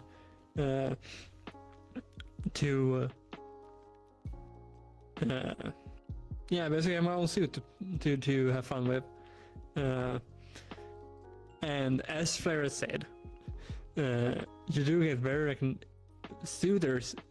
When you have a suit, you get very recognized. Like you can see people like it's easier to see people when they have suit on, which I think a lot of people, that's for some people like interesting because they like get seen when they have a suit on. And it was very interesting. Not a lot of people knew about my suit. I did kind of keep it quiet for my friends because I wanted it to be a surprise. I didn't know anything about it, for example. Yeah, I know. I used find Fleira. I was gonna go to my friend. They'd be like, "Yeah, can you come over and like test out the suit?" I'm like, "Yeah, I can do that." And then I just ran into Fleira, almost when I was with my friend. I was like, "Oh my god." Come here, follow me. Yeah, I have to follow. Okay, I was confused indeed. In the meantime, I say, okay, I will follow, no problem. But let's see. It was so funny. Like, I did not plan that. It was like just randomly, like, oh my god. We met randomly. So yeah. I can just pull you with me to experience me on suiting my suit, and it's like, oh my god. And the happiness I felt when I was holding it in my hand. Oh, it's insane how I felt like holding it in my hands, like. So good. But yeah, as Fleira said, I did get my suit this year. Thanks for the follow, by the way, Kuwasa. Okay, I managed to do the shout now. But by the way, the shout you're looking at, it's the fursuit maker of Fumi head. So yeah, okay, now you can see it on my channel too. Sushi Bira, a good friend of mine. But yeah, I got my suit, and it was quite interesting to like put it on and be something else because it helped me this year to be more forward, so more like. I think it helps a little bit with socialization, a little bit because it's easier. It helps a bit with socialization. It helps a bit like being because you come there, people like fursuits, they like seeing the suits, they like. Love silly suits, like people like going around as being silly in their suit. People enjoy that. Obviously, you still have to understand people's limits. You can't just only because you have a suit, you can't be like going up to people and touching them weirdly. Yeah, of course. Or if you see people in suit, be decent, you can still not go up to touch them weirdly. It's the limits. People, you still need to understand there's people underneath them. That still has the limits. You can't just do anything you want with them. If you have a suit or if you see a suit. But yes, what Fleira said that you be more silly, it seems more normal to be silly. Yeah. If you do it, that is kind of true at the same time. It's not really. It is easier. I wasn't doing a lot of things with it. It's my first time, so I was kind of like having it off a lot of the time because I'm so unused to the vision. The like vision gets so weird when you go walk around. It's so hard to see. It's kind of like your eyes are kind of get crampy. Like wearing a VR headset, kind of. So I didn't wear it. I didn't wear it like for a longer period of time. But the times I did wear it, the times I were like, I felt like I could be more silly. I could just stop talking. I could just act like my persona. Like I could just act like a cat. I can just act like this creature. Because I got this head, you see up in here on the pictures as well. I got this head as a fursuit head, and I can just go around being a cat. I can just make cat noises. It could be a silly.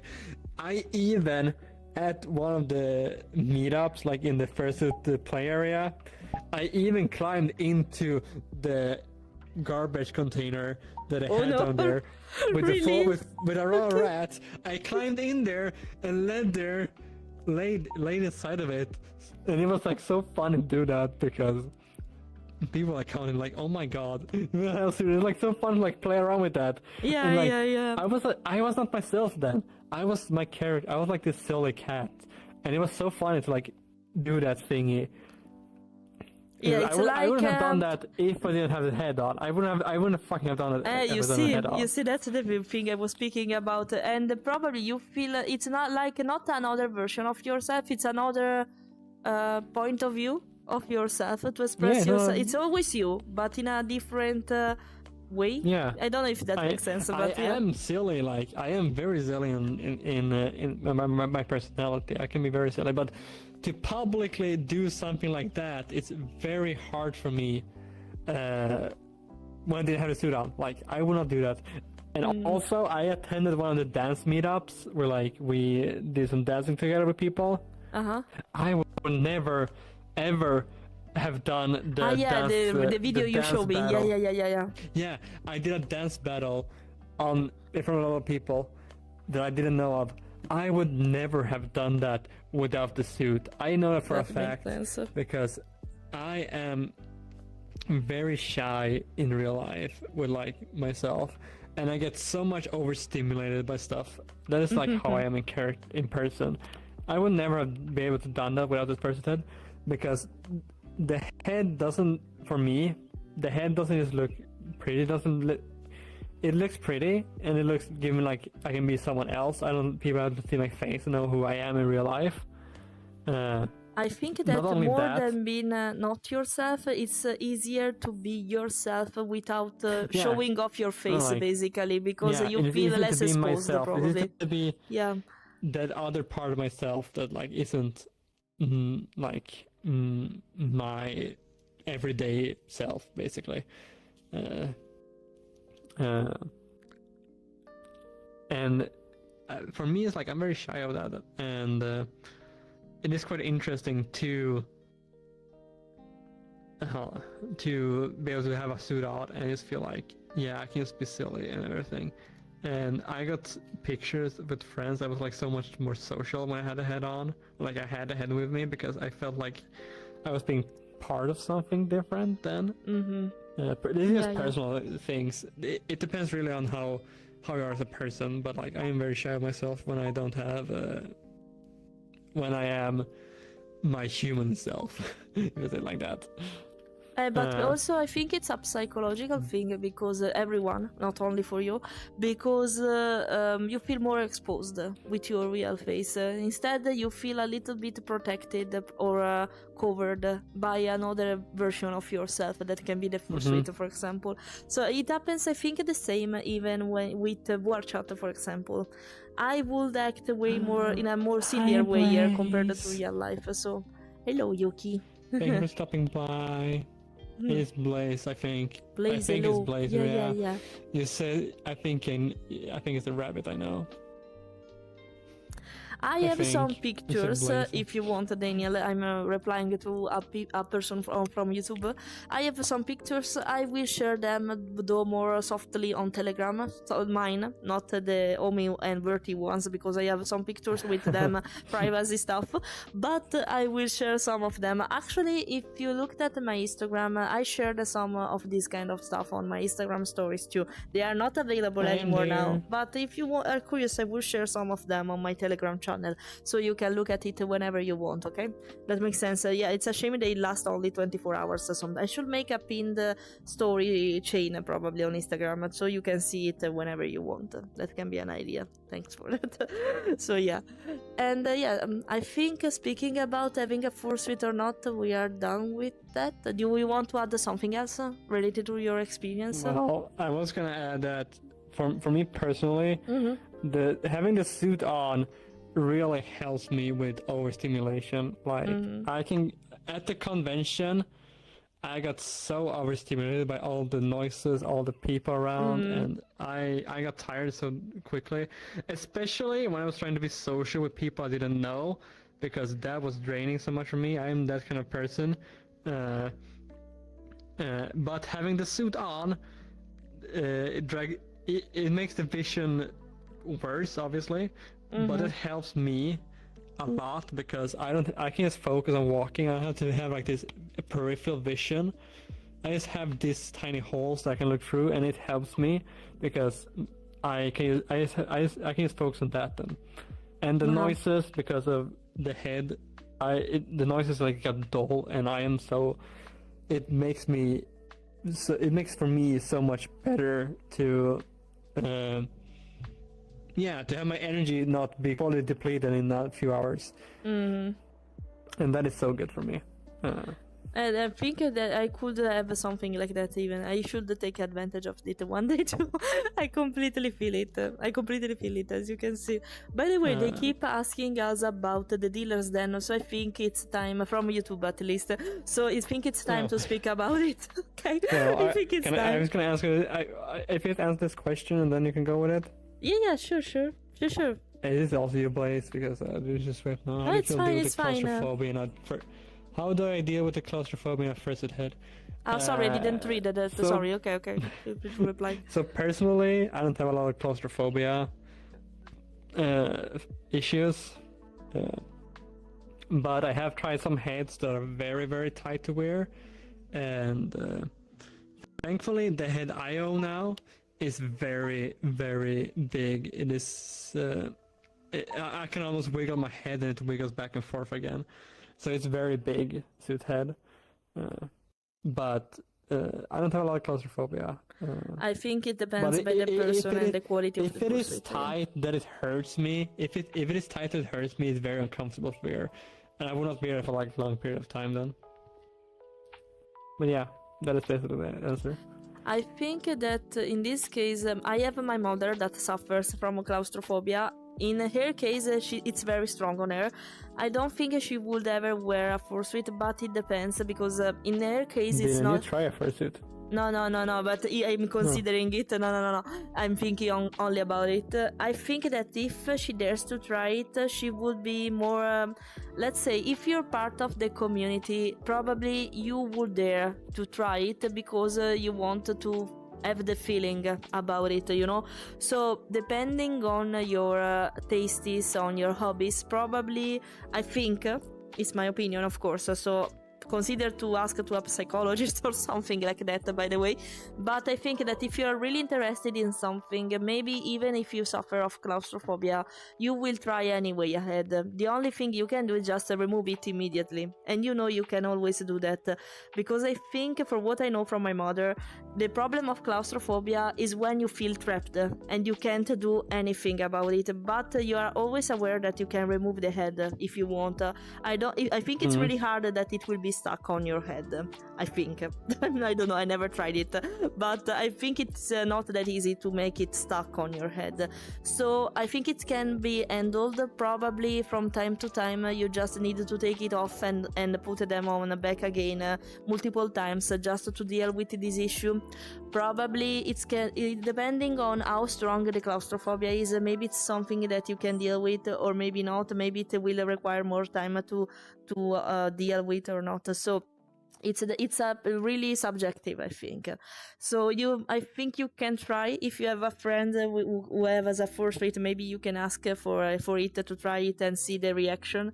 But I think, without experiencing it, it's harder to say if it's good or not to try to have a big claustrophobia issue. So, did you not experience the fursuit head on the condo? I thought you said that. Yeah. Now, for what do you mean? Sorry. Did you not try a head on? Or am I dumb? Not on the convention, sorry. But I tried one of my friends in the past in Italy, only once and for a few minutes. So it's not that big, but it was not that uncomfortable for what I noticed. It was actually kind of big inside.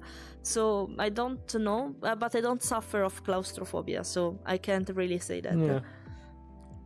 It really depends on how the head is built. There's so many different ways to build a head. Yeah. And that it gives it the more comfortability, vision, breathability, a lot of different ways. I think. Well, you want to talk about Dillaston then? Yeah. Dillaston then? I got it anyway, because don't worry, it's fine. I'm the first one making a mess with it, so don't worry. By the way, speaking about the dealers, then I bought some stuff there, for example, but not so much as expected, and it's fine. my wallet is not crying at least, so it's fine. But there were a lot of interesting stuff from keychain, fursuits, pre-made fursuits. There were a lot of them.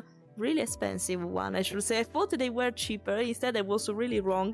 But because I mean, they are the prices they give out are kind of the prices you pay for a suit anyway. Yeah, like yeah, partial, I know. You know usually. what? By the artist, I am an artist first of all, you know. So by my perspective, since it's a pre-made, okay, you are buying an ready to use fursuit, and that's fair.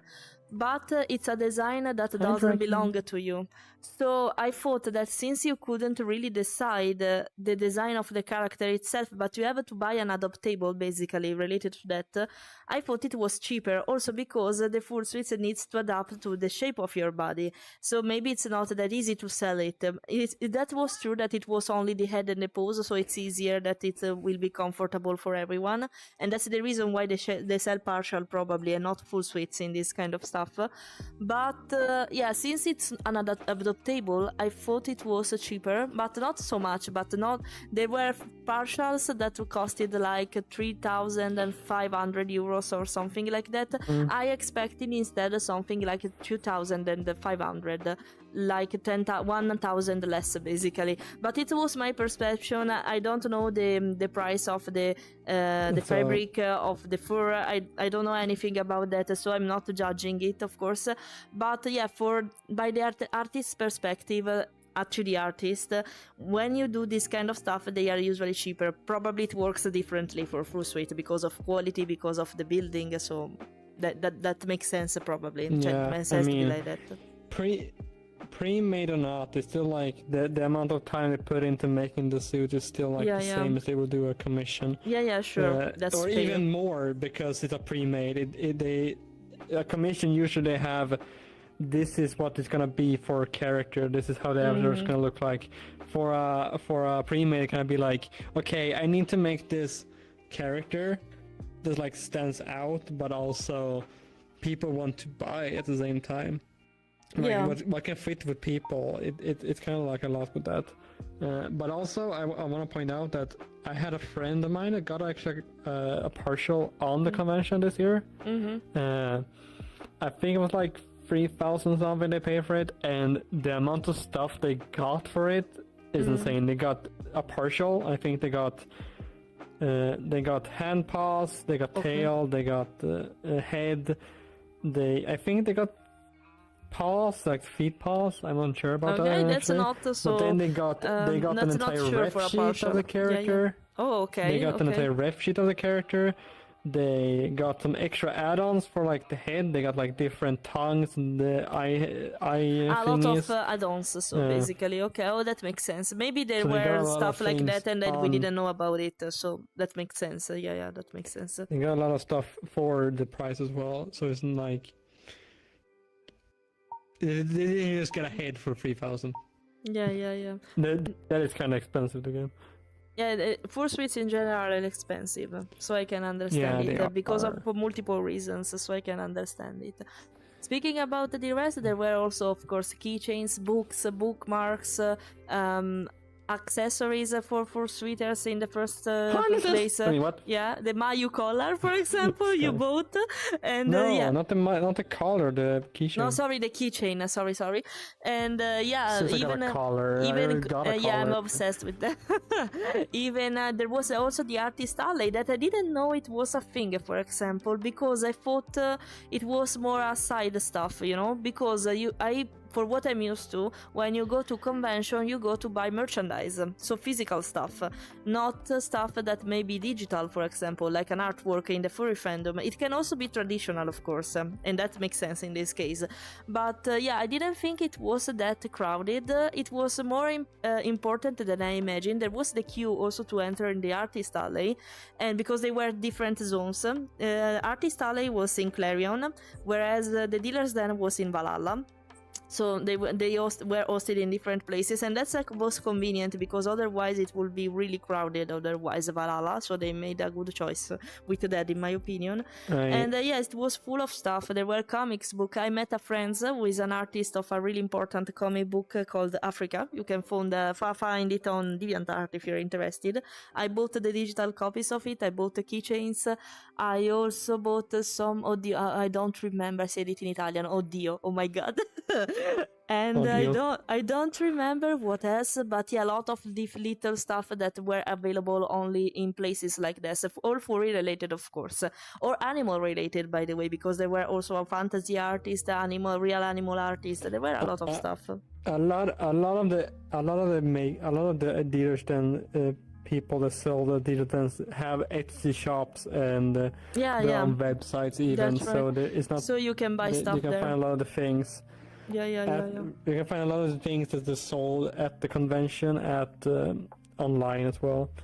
Yeah, not all of some. There are some exclusives anyway, I see. But for the majority of time, you can buy both on the website of the artist or at the booth at the dealers then. So it's not that complicated. For example, the comic books I purchased, I did a pre-order in advance. So I went there just to retrieve them.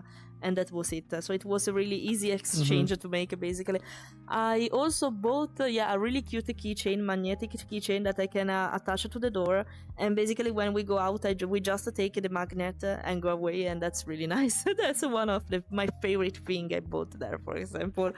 And there were a lot of artists that advertised themselves even in social medias like Instagram. Oh, find me at NordicFuzzCon at this table, because each table was numbered, so you can find easily the artist you want if you were looking for them.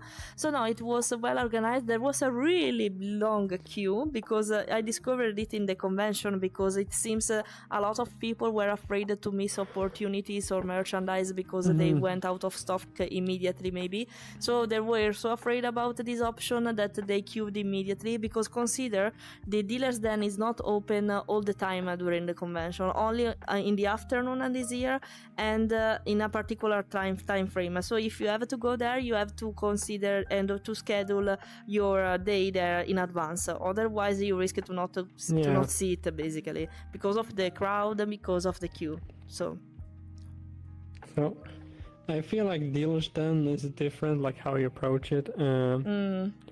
Me, for example, it's your first year going here. It's like deals are like, oh my god, what can I find here? I went to deals on last year, and I recognized a few of the people already gonna sit there, and also I do know what kind of gets sold at the dealers then. So I didn't really stress myself to get to dealers then, because I knew it was going to be a long queue to get in there and I had to wait a long time. So I was like, I can go later. Like, I have already got a suit. I already paid for that thing. And I don't really have anything that I know I want to buy. And usually the things that, like, I want to buy this thing, they usually still remain after some time, because usually if you want to go to dealers then in the first place, you kind of like, if you really want to get something at dealers then, you kind of like, I want to go and get these paws, or I want to get this pre-made. I know I want this pre-made, so I need to go to dealers then to buy it.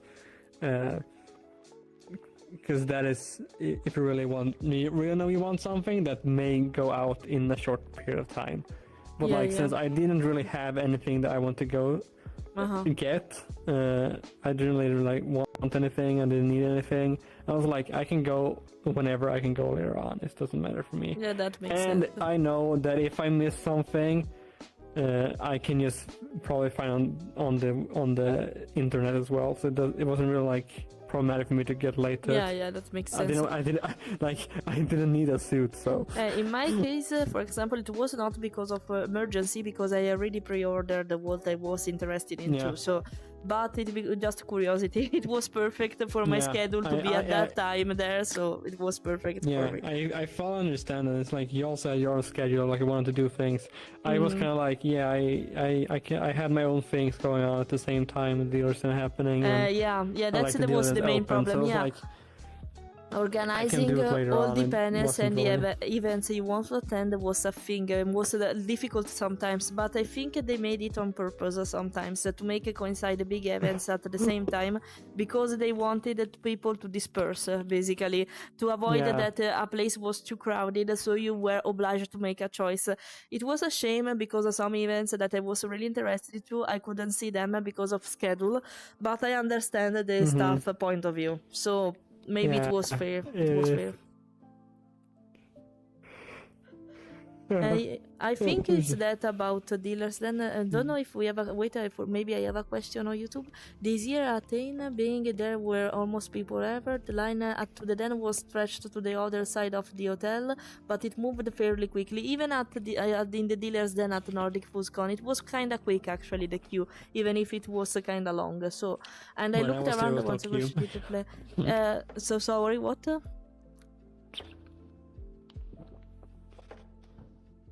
Sorry, I didn't understand what you say. Sorry, my bad. When I was there was no queue. As you see, it's perfect. So it depends when the time and when you go, basically. It was like later on. That makes sense. You did a good choice. If you didn't compromise your schedule and your stuff to do, that makes sense. So, in my case, it was long, but it was kind of quick. I was there for, I think, 30 minutes maximum, and it was not that annoying actually or that boring because. What are you saying? It was not that boring actually because I managed to speak with others. I exchanged a sticker, so for me it was fine. I didn't get bored, so it's fine for me. So it's fine for me. Hear her? Yeah, 30 minutes. She has 30 minutes to get into the artist out, the dealers den, like 30 minutes of Yeah, but it's not that long. I had to wait 2 hours during. It's not long. It's not long. You mean? Okay, I thought it was long instead. I had to wait 2 hours to get my entrance thing on Tuesday. She had to wait like 40 minutes. On Thursday at the opening hour. On Tuesday. Too. So yeah, because I don't know the reason why. I had early arrival because I live a few hours away. She lives close and I do the convention, and also took train, and because of that, I want to arrive earlier. So I could I could enjoy this Wednesday. I came at like 3 p.m. I went to get checked in at like 5 p.m. and I had to wait in line for 2 hours. It's a lot of time. They organize the thing more properly now. I might add. I might add, I was on my own during the time. I was about to complain. I was trying to be social, but I was so tired during the time. I was about to complain about the organization at the end of this stream, but now I'm understanding that it's improved instead, so I shouldn't complain at all, probably, because of what you're saying, so, okay, nice. So nice. No, it was, everything was kinda quick wherever I joined, even the queue for the ticket, for the badge, actually, it was, you required 2 hours. That's what I said. It was. You had 4 minutes, I have 2 hours. Yeah, it was incredible, so yeah. Well, I'm lucky, maybe, I don't know, but yeah. I'm so happy I took the day before. Actually, it was better for you, so you were not stuck with me all the time, so I was happy for that, because he was waiting for me during the queue for the badge, so yeah. So yeah. I mean, I didn't really... It was kind of fun to score on walking the queue. Yeah, you were walking randomly and you see me, so yeah. She had a shorter wait because I was going to deny her anything. No, I don't think I have that privilege. Thanks for saying that, Daniel, but I don't think I have the pass just because it's me. So thanks for saying that, but no. No. I'm the problem, it's me. Speaking about the panels instead, I have some complaints to do about it. Actually, not so much, but let's say I won't refer to a particular panel because I don't want to put a shame on anyone, but I think they need to organize them a little bit better, and now I understand why they are not so popular in convention, because for the majority of time, the majority of panel I attended were people speaking about themselves And that's it. They were not speaking actually about the topic they were supposed to to speak about, and they were not even giving a useful suggestion or recommendation for the majority of time. They were only speaking about themselves, their experience, like it was a vent, basically. So I understand why they are not so popular now. I think they should focus more on the quality of each panel beforehand, and not just looking at the schedule they are planning to do during the panel, because otherwise it can be a lose of time for people, for the convention itself, because you could use that time for something else. And it's a shame, because sometimes people are even good content creators, speakers, etc., but they don't really aim the right topic, so it was a shame. Only one was really interesting for me, and it was the productivity panel I spoke about also on Instagram, and that was really useful. I will shout I don't remember the name of the host right now, but I will shout it somewhere after the stream. And it was really useful, for example. But now that I discover how they are supposed to be, I think I will prioritize. Is it right? I don't know. I will give priority, by the way, to events, entertaining events instead of panels. Do you have a specific reason why you were not interested in them, or just because they were not your topic? I'm curious. I'm just asking. I'm curious. So there's a lot of different events that we're talking about. You're talking about panels. Yeah. I know. Yeah. But there are also meetups. There are a lot of different meetups. Like people I enjoy dancing. That's a thing. I enjoy. We have the VR chat meetup. A lot of people together in VR actually, that enjoys the VR or VR meetup, and a lot of people. All the people that enjoy the VR showed up to the VR meeting, and a lot of them show up. And that's kind of that's not a panel, there's just people we're gonna have this room now, and we're gonna have maybe this and you have some volunteers that have I want to hold this this meetup, and I want people that enjoy this thing to just gather in together and just have fun and fair. Talk, and maybe I do something funny, like the VR meetup. They had they showed a video of some clips they got, and of parties to give the parties vibes. And clips they got to get the vibes, and they had some music on in the background, and then they had so how many here own a Quest Index, and people Quest Index. Quest Index, what? Quest 2. Quest Index. Quest Index, Quest indeed. Index. It doesn't exist. What am I talking about? Quest Index. It's a new. No, you don't know that, but it's a new brand. They are collaborating now, Steam and the Quest. So. What am I talking about?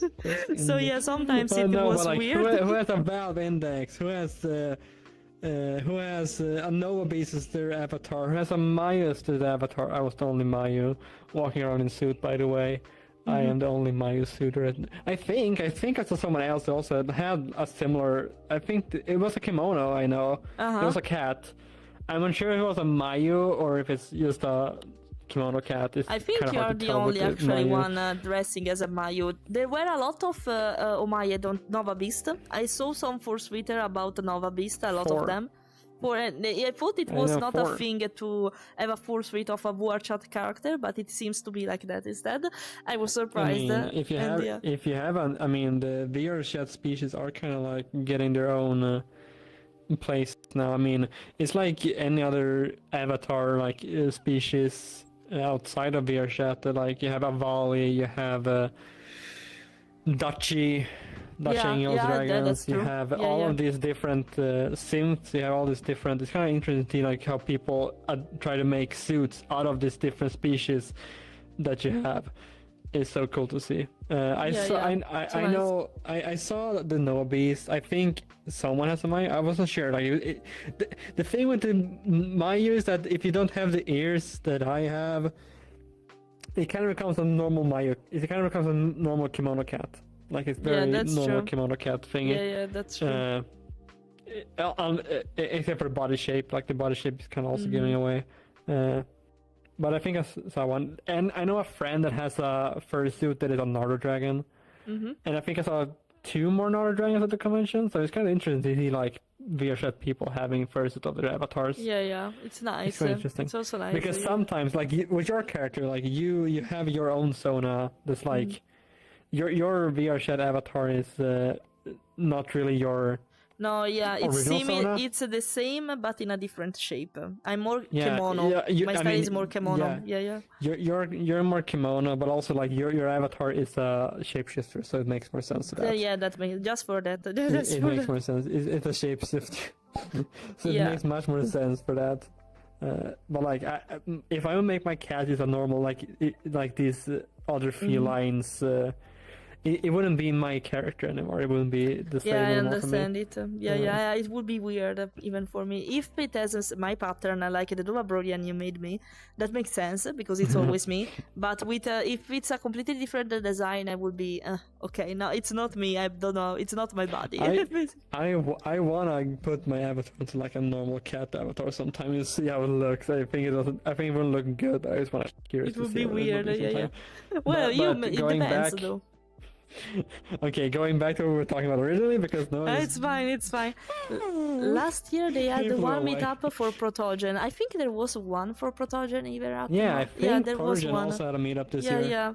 The ram eaters. Yeah, also the kimono one. Protogents. There was the Asian one, the kimono one, there was a hyena one. There was an hyena one this year. Was hyena, there was deers, there were cats. I missed the cats one. I wanted to attend the cats one, but sadly I didn't miss that one.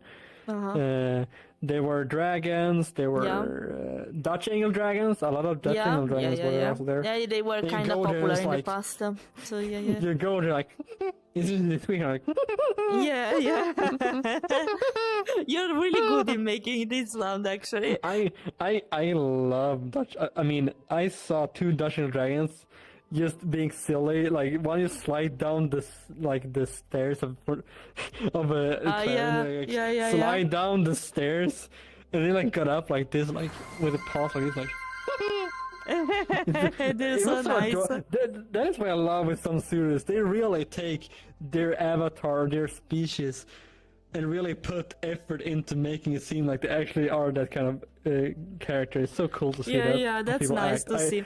I am such an actor myself. I love acting up, and it's so funny to see people be like. Yeah, even Stuffed Tail, the creator of several fursuits, she was there. She was dressing as a Sushi, one of the Triangle Dragon, and she was speaking like with the sound you make. You were also you got there. You got to that. Yeah. I have a picture with them actually. I will show you later. Oh my god! You show me later. I didn't see them around. I saw a lot of their differences, but I didn't see them. They were outside mainly. Okay, so, I saw her once, but I had to go, so I couldn't really stop. Yeah, that's fine. I will show you the picture later. Yeah, I have a picture with them with my flash suit. So yeah. Cool. I want to attend me, but I couldn't. Yeah. The dragons do have a device to squeak. Most famous one is telephone. Yeah, telephone is the most famous fursuiter with the. Yeah. No, but Omi is making the sound by himself. He doesn't need the device for doing it.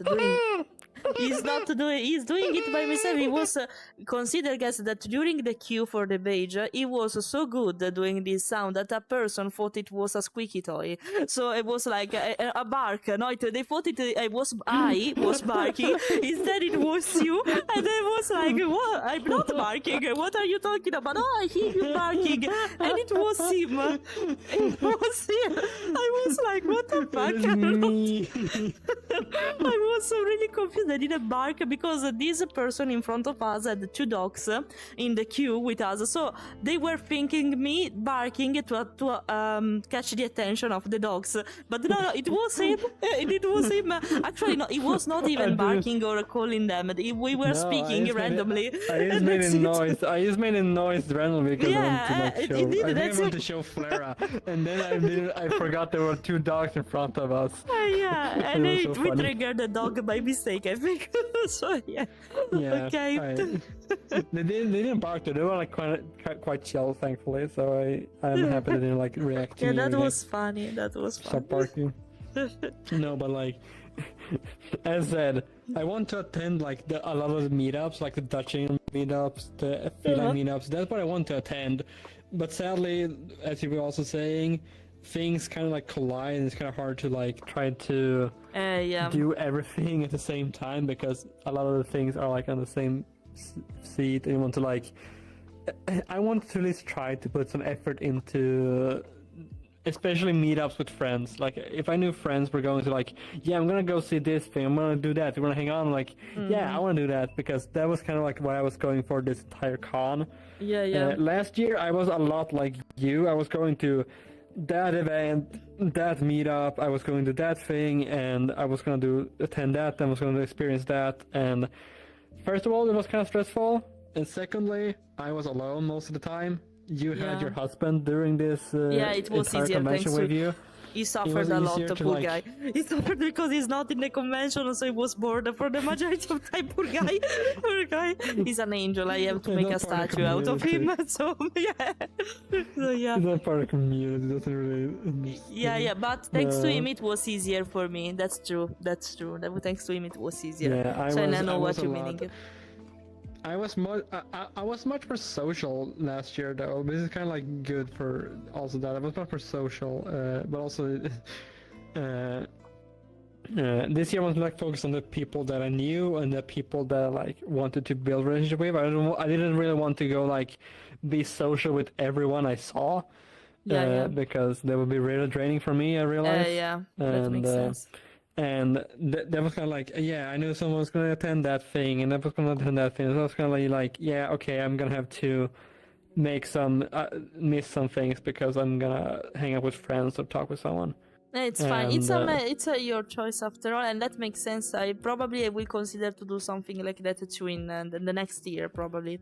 Not with the first event, but I get your point of view. So yeah. So I didn't. That's why I didn't attend a lot of panels, and a lot of panels wasn't really like interesting for me. I was a bit interested in the how to not in a panel with like creator panel. I was interested a bit in. Okay. But I didn't go to the panel. It's because fine, things were going up. Yeah. You prefer to prioritize basically friends and stuff, and that makes sense. That's fair enough. I want to prioritize friends and hang out with them. If I didn't have anything going on, I would have attended more meetups, but like I was like.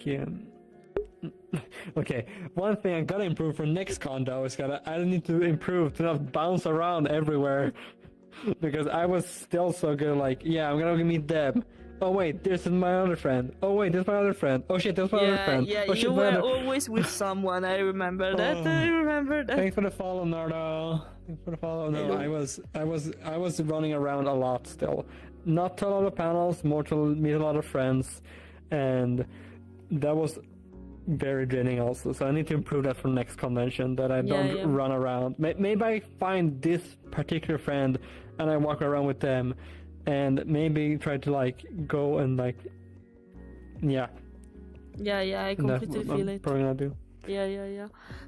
But I had a very good con, and that was like why I didn't really attend. Yeah, for me too. It was draining. By my perspective, instead, I joined in the too many events, too many of them, both entertainment, both fun panels, so much that I was completely drained the last day. Indeed, I was really tired. I say no, I can't stay here relaxing anymore. I need my sofa. I need my bed, at my home.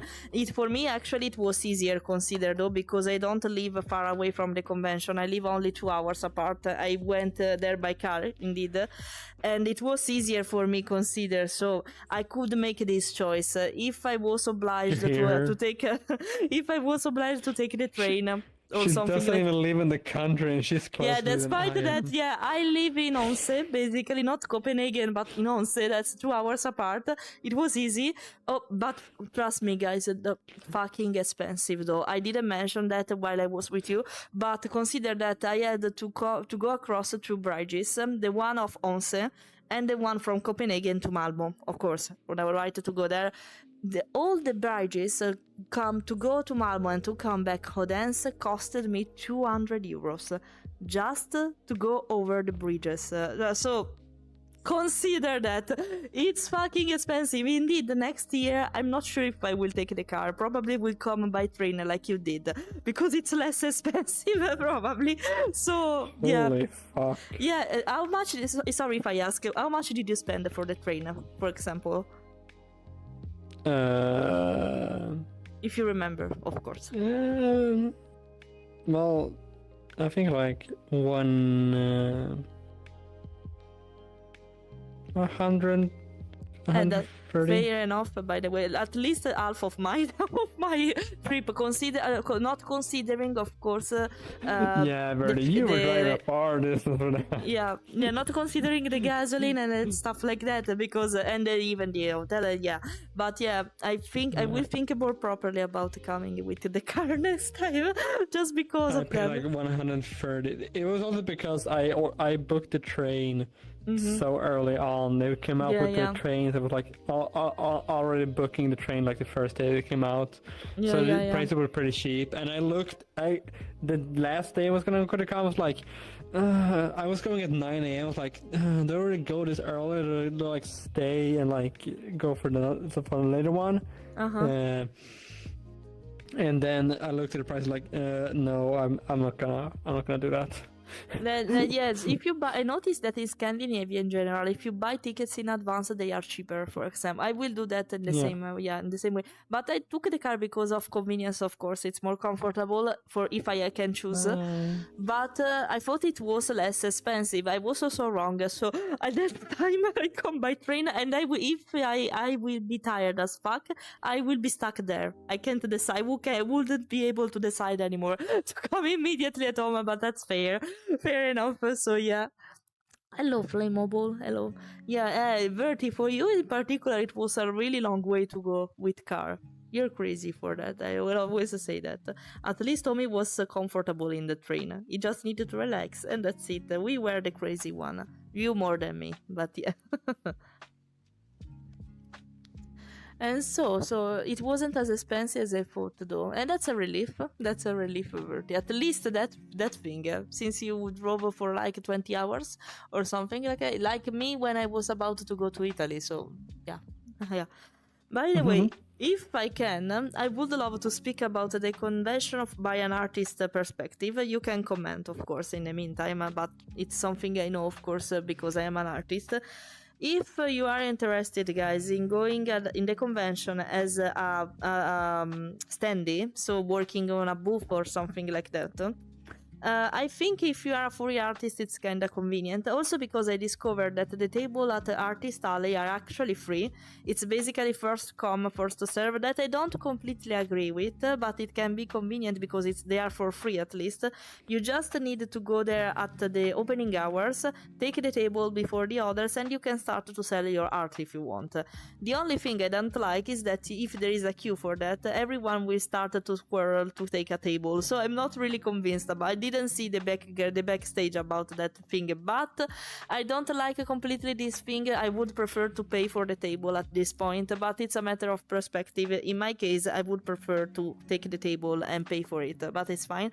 I think at dealers then you have to pay for it instead to take to be a booth at dealers then. I'm pretty sure, but not completely. So what were you about to say? I saw you in another stream the other weekend. Your avatar. Are you talking about Fleira or are you talking about me?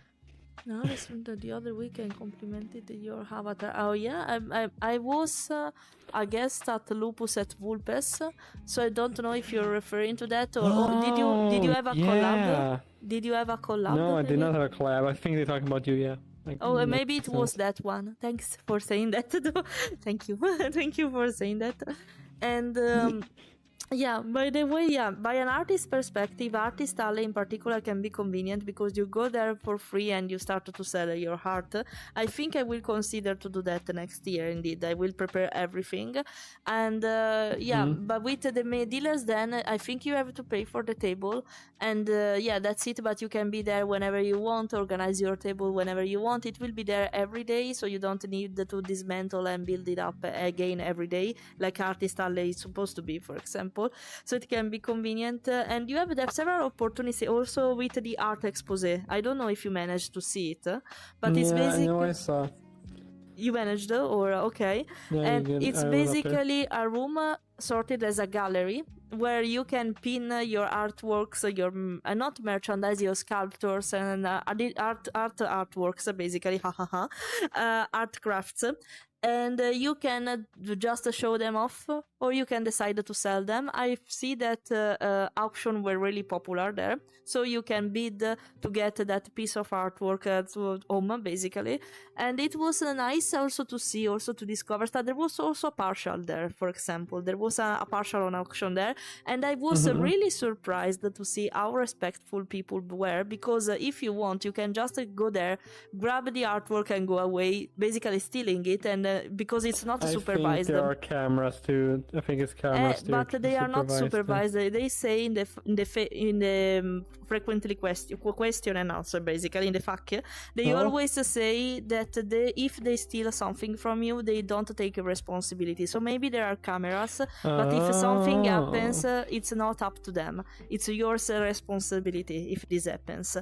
And it's nice to see, though, instead, how respectful people were. They didn't even try to take it and hide it somewhere. They were just looking at it, complimenting it, admiring it, and that's it. They weren't even, no one tried to be scammy or something like that. And that was something really strong in the furry community. Also, Fursuit Lounge works in the same way, if you think about that, because you can just go there, pretend that your fursuit is yours, so they won't complain about that, and give it to you, and you go away with a fursuit for free. Instead, no, they are really respectful with this, and that's something really admirable. Really I didn't expect. It seems really super respectful towards the community. Yeah, so I really like the community, like how it's like so many suits there, and it's like insane how easy it can be to just grab them, but people still respect, like, it's not my thing, it's not, I'm gonna touch it.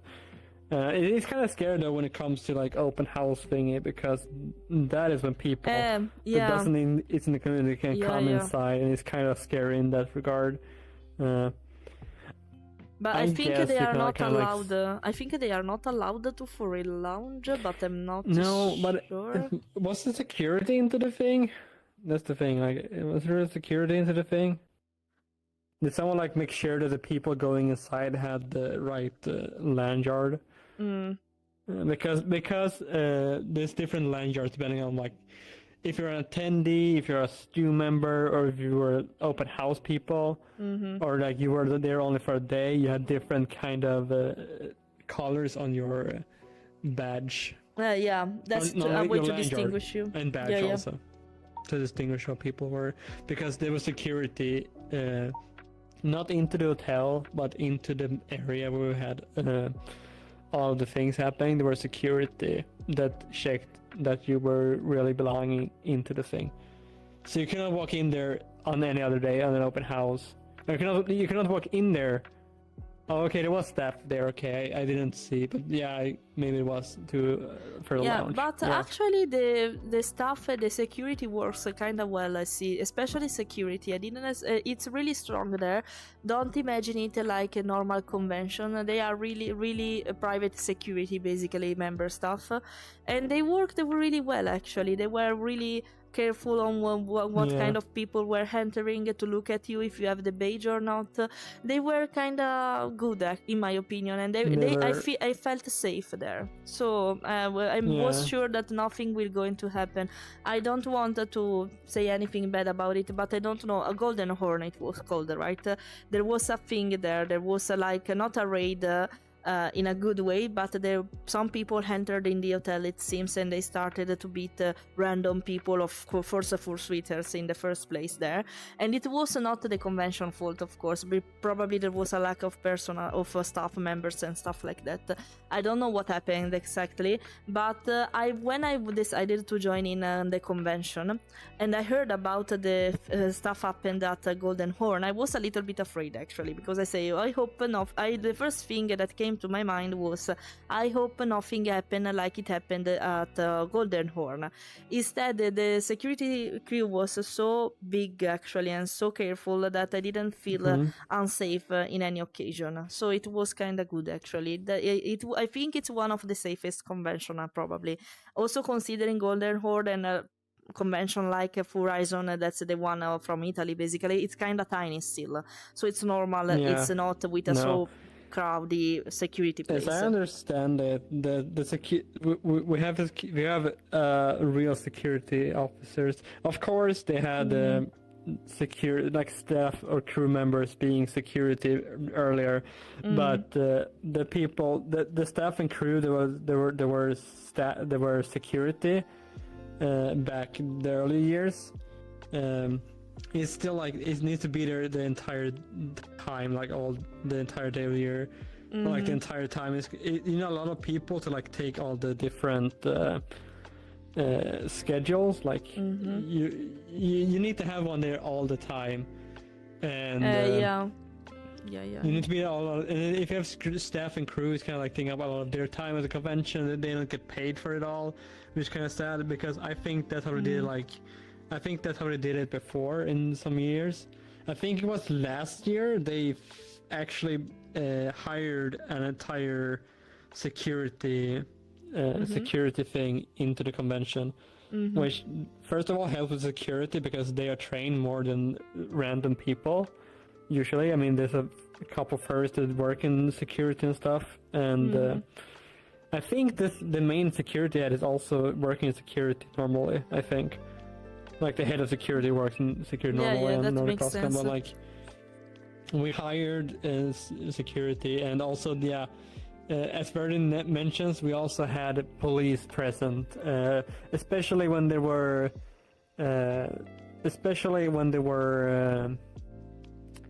open house. I think I saw a lot of police because that's like one of the worst times for people to like do stuff, and security can't really sadly do much because of laws. They can't really be physical in a way, but police they can do a lot more, and I guess that's kind of why they had a lot of police presence, because police can do more. Yeah, that makes sense. Yeah, security was a good thing, a pro, in my opinion, with this kind of convention. Yeah, I like the security, it was a lot good. And considering how bad people can be towards the community, the furry one, I think it was actually useful and needed. So I didn't think it was something really important for a convention, but now I think, I changed my mind after that. So, yeah. So, about everything else, I think we spoke about almost everything. Oh, maybe we missed the arcade and the play area. That's something. I didn't go into arcade a lot. No, I enjoyed the taiko a lot. Taiko. I want to go into arcade and play some games, but it never happened. Yeah, that makes sense because we can play video games at home, so that makes sense actually. Yeah, but it's still like fun, like this thing like play on the same console, especially older games, is a thing that really experience a lot. So I'm gonna try the coming years to like see if I can just grab like a friend like it was funny though. Arcade now, you and me, arcade. It's my time to shine. I had a lot of fun with Ricardo with Taiko because there was the version with the drums. I had a lot of fun with it. I think I have a queue formed behind me when I was there because I wanted to play it more and more. I don't have it at home, so. And there were also on my music games like not Dance Revolution, but the one where you have to press buttons really fast, like the one we did with together basically last time. And they were not only in the arcade area but everywhere in the venue actually. Hi Guba! Hello Guba. The dance competition, we will speak about that, don't worry, right after this one. By the way, tell me. He's the one you know the art. Did I show you the art, by the way? Do you know what? I got. The art I recently got, like with me and my friend. Did I show it on your server? Yeah, you know the one I showed you with me and my friend. Okay. On your server. Oh, okay. Me and the other cat, you know. Okay. It's the artist that made Okay. a picture. Okay. Nice to know me. Nice to meet you. Hello, fellow artist. It's Hello. so good. I Hello. love it. I don't know how to say it. It's lovely Yeah, to see you together, here. shut up. Yeah.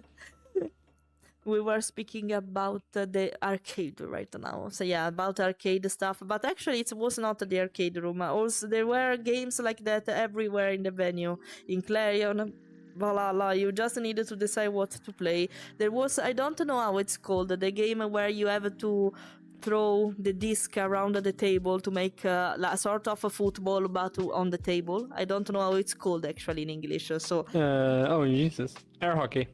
No. yeah. No, wait. No? Not air hockey. not hockey, table hockey. I don't know how to call it. Air hockey, maybe. Right. I don't know. I don't know the Yeah, name even air in hockey. Italian of this. So. The one where you boop, you smack the little circular thingies. Yeah. All Yeah, around air the hockey. area. Okay. Yeah. And it was funny to do it randomly with random people, with friends. I did this with a random person, with Ricardo and with you. So and it was funny. It was full of this kind of entertainment stuff all around, not only in the arcade area. And that was nice. Yeah. Also table games, table card games, tabletop games. It was full of them. Yeah. Yeah. At the comfort. Yeah, the comfort. Yeah. Yeah, it was No, nice. I remember last year. I thought. Last year, I thought the arcade was more like. I thought the arcade I went to was like, yeah, it's gonna be arcade games, you know, these things like stand up at the you know, like the normal arcade games, you know, like these big things with like arcade games, and you have air hockey, and I thought those were the games gonna be at the arcade. I didn't realize they had like almost every console ever in the entire world. On top of that, also PCs that you could play your games on, and there are so many different games you could play. I didn't realize that last year until the last day, 2 hours before they closed. Oh, really? That's when I walked into arcade. I'm like, there's a PS4, there's a PS5, there's a Xbox, there's a Wii, there's a PC, there's a PC Full of over there stuff. with Yeah, VR. it was full of stuff. What? Me. One thing, a little thing. I don't know if you see what they put on VR during the afterbark, because there was something like Thank that. you. Oh, what? Oh no! I saw that. I saw that. I saw no one there because I don't know who was brave enough to try something like that in front of everyone. So it was like, No, I know what you're talking about. I went into the yeah. I went to that after the haunted house. Oh, yeah, we should mention the haunted house as well. Oh yeah, at the least from haunted my house. You attended perspective. it. Your time to shine. Explain, because I'm curious too, and I didn't forgot to ask about it. Well, we yeah, haven't tell me. finished. Or No, actually, apart yeah. the arcade, that's it basically. There were arcade I think area. it's the arcade. Yeah. Just feel free to speak about it. Like, it's no, funny. feel free. It's Yeah. time. It's time. So one of the events at NordicFuzzCon was haunted house. Which is basically this small group of people that comes together to oh yeah, also thanks for the follow, Guba. Really appreciate it. I didn't forget to mention that. But yeah, there was this group of people, haunted house, that comes together every year to make, they have this upper floor, room on the upper floor, but they build an entire haunted house. Not your normal haunted house, not the big fancy haunted house you see in like some I don't know, Legoland, I guess I can say. You're talking we're about. talking about NordicFuzzCon, yeah. Yeah. We're speaking about. We were there last week, both of us. Sorry, from time to time So we you just see my having a angry face podcast, because they are spamming me the turtle sound. So in the wrongest moment possible, it's not time for that, Zazo. So stop. I will kill you. This face is for you. Okay. Sorry. Continue, please. Sorry. this haunted house. Yeah, we saw each other. So this Not in the haunted house, but we saw each other. Yeah. I'm not we in were that basically going to horror meet up stuff. at the convention. One question: was it actually scary? The haunted house? It depends on how you see it. Okay. Personally, I wouldn't say it was scary, but you know, it depends on how the character. I'm not really easily scared, so it depends on how you are as a person. Okay. I'm but actually there very is this- brave. I discovered playing some horror games. I don't. I'm not impressed by a lot of stuff. So okay. Maybe you would have liked it. I don't know. Maybe I'm just okay. Looking at okay. It But was yeah. that. But yeah, there was this haunted house thingy that goes on every year. They have this group of people that go have a haunted house together. They have these rooms upstairs on Valhalla that they use for. They build up. They make. They have this like story behind them. They have customs. Yeah, Is that what they call costumes, them? costumes. Custom- Yeah. Costumes, yeah. They have costumes that they either buy in or make themselves, or someone brings their specific horror fursuit or something like that. It's very interesting, like this little group of people, and they're so amazing. I want to give a shout out to them. They're this small group of people. I fucking love them. It's so nice to each other, like nice to be around. This entire thing is not only fun for the attendees that comes to the haunted house, but also for us.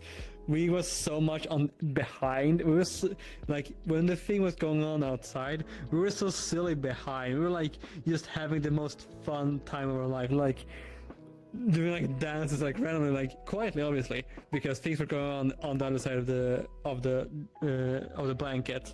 We were like just like starting to do like this randomly when we were sitting and waiting. It was so fun.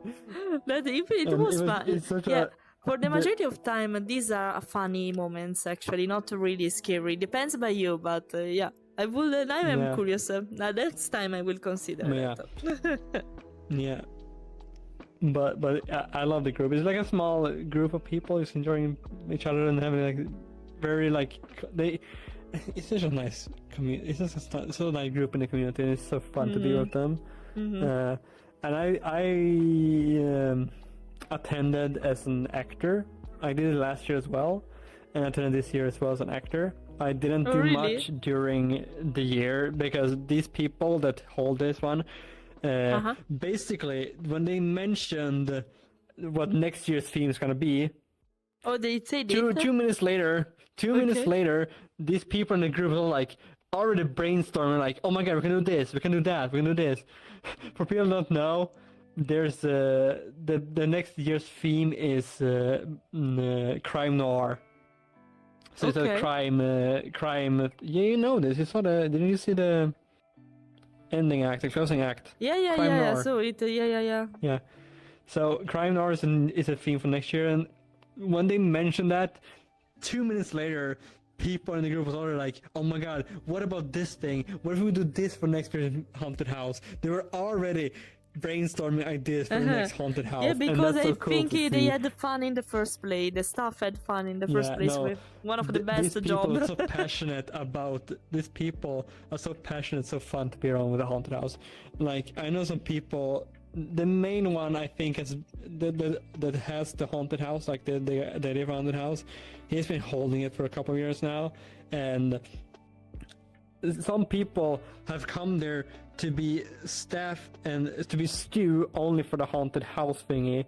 And really? It's insane to see. Yeah, they A like lot of work effort, put so much yeah. effort, so many hours into making the haunted house work, and it's so cool to see. And they're so amazing people. I love them so much. I had such a good time with them, and I'm happy to hear that. to answer your question, was it scary? Yes, I can maybe give away what it was like because it's not gonna happen again. So basically, this year we had this maze people walking into. Not really a maze; it was just guiding through a room with some walls and some scary moments. And we had this wonderful guy that brought his own suit. That was basically a horror suit. It was like a bird demon or something, and he was like stalking behind the people when they were walking through the maze. it was so cool. I was like walking behind him slowly. His suit was amazing. Happy to hear that.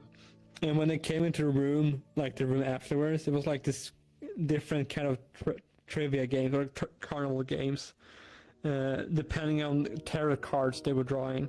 Mm-hmm. And they were like given a tarot card like, ooh, the Empress.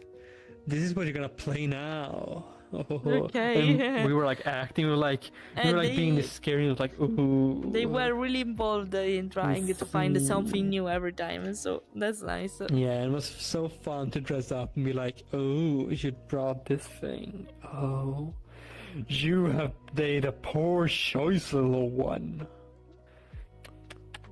Seems the favor in you is not the... It was so fun, and a lot of people weren't really easily scared, but some people really were fucking scared. I had some people scream the shit out of their pants when really? they got chased down the maze. It was so funny, and I think people enjoying this one a lot. This haunted house a lot because it had a theme on it, and it was so funny. I was gonna say more. Oh yeah, it was like fully booked even before the con started. It was fully booked right before the con even started. Yeah, because it was in an interesting event in the first place. So. Yeah, it was so fun to experience with people, and like how passionate the people doing it are as well. Yeah. It's just a small group in like a small room. It's not a huge event, but they're really passionate about it, and I really love it because I love acting. Like I grew up doing acting stuff when I was little, and it's part of my it's part of me to so be you like. were involved particularly. Yeah, I love it. It was so fun to like be something else. That's also like why I do enjoy fursuiting and why I really want a full suit as well, because I love just acting in general. I just love it. That was nice. That was nice. Yeah. Were you a theater kid? They are asking since we are on the topic. I'm a theater kid. I was a theater kid. I still love acting. You are not doing it anymore, so? Not at the moment. I have personal things that's going on that kind of like makes it hard to... Yeah, I can imagine. Not do it, but like it's I'm having a lot right now that kind of makes it hard. I have to take a step back. But I do think I want to get back into it. Maybe. Mm-hmm. I still want to do like I want to do it more. I want to do it more now. And I also kind of wanted to do like role playing, D&D or stuff like that. I want to do that as well because I think it's funny to like be something I am not. The only issue with D&D though, is that it's not very physical. Mm-hmm. It's more talking and less moving your body. Okay, that's the only issue with me. That's the only issue with me with tabletop games is that. You're too stiff. You're too stiff with them. It's too much talking. It's too much. And without doing anything, I get it. I find them especially boring if you have sometimes. people doing it over. Especially if you have people doing it over internet, like you're doing for Discord or something like that, it's so difficult to be like expressive with your body. Like you have to be expressive with what you're doing with your. You have to be like more talkative, be like voice acting and stuff like that. I do enjoy that. I do enjoy that role playing also, but I am more of a theater kid. I am so much more expressive when it comes to my body language than my voice. Yeah, but I prefer that too. That's also the reason why I find them boring sometimes. I needed to move, I needed to do stuff, not to staying stiff, so I completely understand it. I fully understand that people enjoy like role-playing games because like, I am this character, I am doing this, I am not myself, I am this character now. Or like, it's like so open to like play the game also, like you can do so much in the game, depending on like other games you play. Both online and in real life. But yeah, I love. I think about doing LARP if I want to like get into LARPing. This I seems was cool. considering that too, for example, but the problem is finding the time. I guess the gear. It's Yeah, not it easy is. sometimes. So yeah, I get it. It's hard for me doing Dungeons and There Dragons is right now. roleplay- Don't imagine the roleplay. rest. So yeah, There's roleplay and there's Uber roleplay. no, not that. Are you kind trying to of- say what I think you're trying to say? Yeah, I think. Don't speak about that. No, don't do that. Don't do that. But yeah, okay. By the way, I don't know what I think. Speaking about the con in general, we spoke about everything. I don't know if we missed something. Actually, The charity. the charity I did not join in, so I don't know how much to say about it. Is apart that there was it. Where you literally describe what your character is doing. Good, with but the I've TTRPG. done roleplay before. I was in a D&D group before, so I have done that. But it was kind of hard doing it the first time though. Like I was understand joining it this, like, because group I'm of people, playing like, Dungeons what am I and gonna Dragons do? sometimes. I play Dungeons and Dragons currently with some friends. It's funny, but after a long time, especially if it's a long session, a really long one, a long story, it can be draining after a while. Indeed, I'm not sure if I will join in play anymore. I've been doing. I have this group of friends doing D&D in VR chat. In VR chat it would So be they more. It's have- more like LARP, so it will be more interesting Yeah. and interactive. I agree with that. But staying I on have a a couple table, friends that do sit it. down, I don't know. After a while, I prefer to do something else at that point. But yeah, it depends. It's your matter of Yeah. taste, of course, guys. It's a matter of taste. 3,000 years. But So, yeah, if we're gonna talk about the last thing, I guess it's the charity one. Yeah. We didn't really attend the charity Yeah, ones, but this year unfortunately, I was like, didn't have the time more than ever because I we wanted can to still, join like, the Doodle mention- charity. But yeah. we have to like mention what it is for those people that don't know about conventions and stuff like that.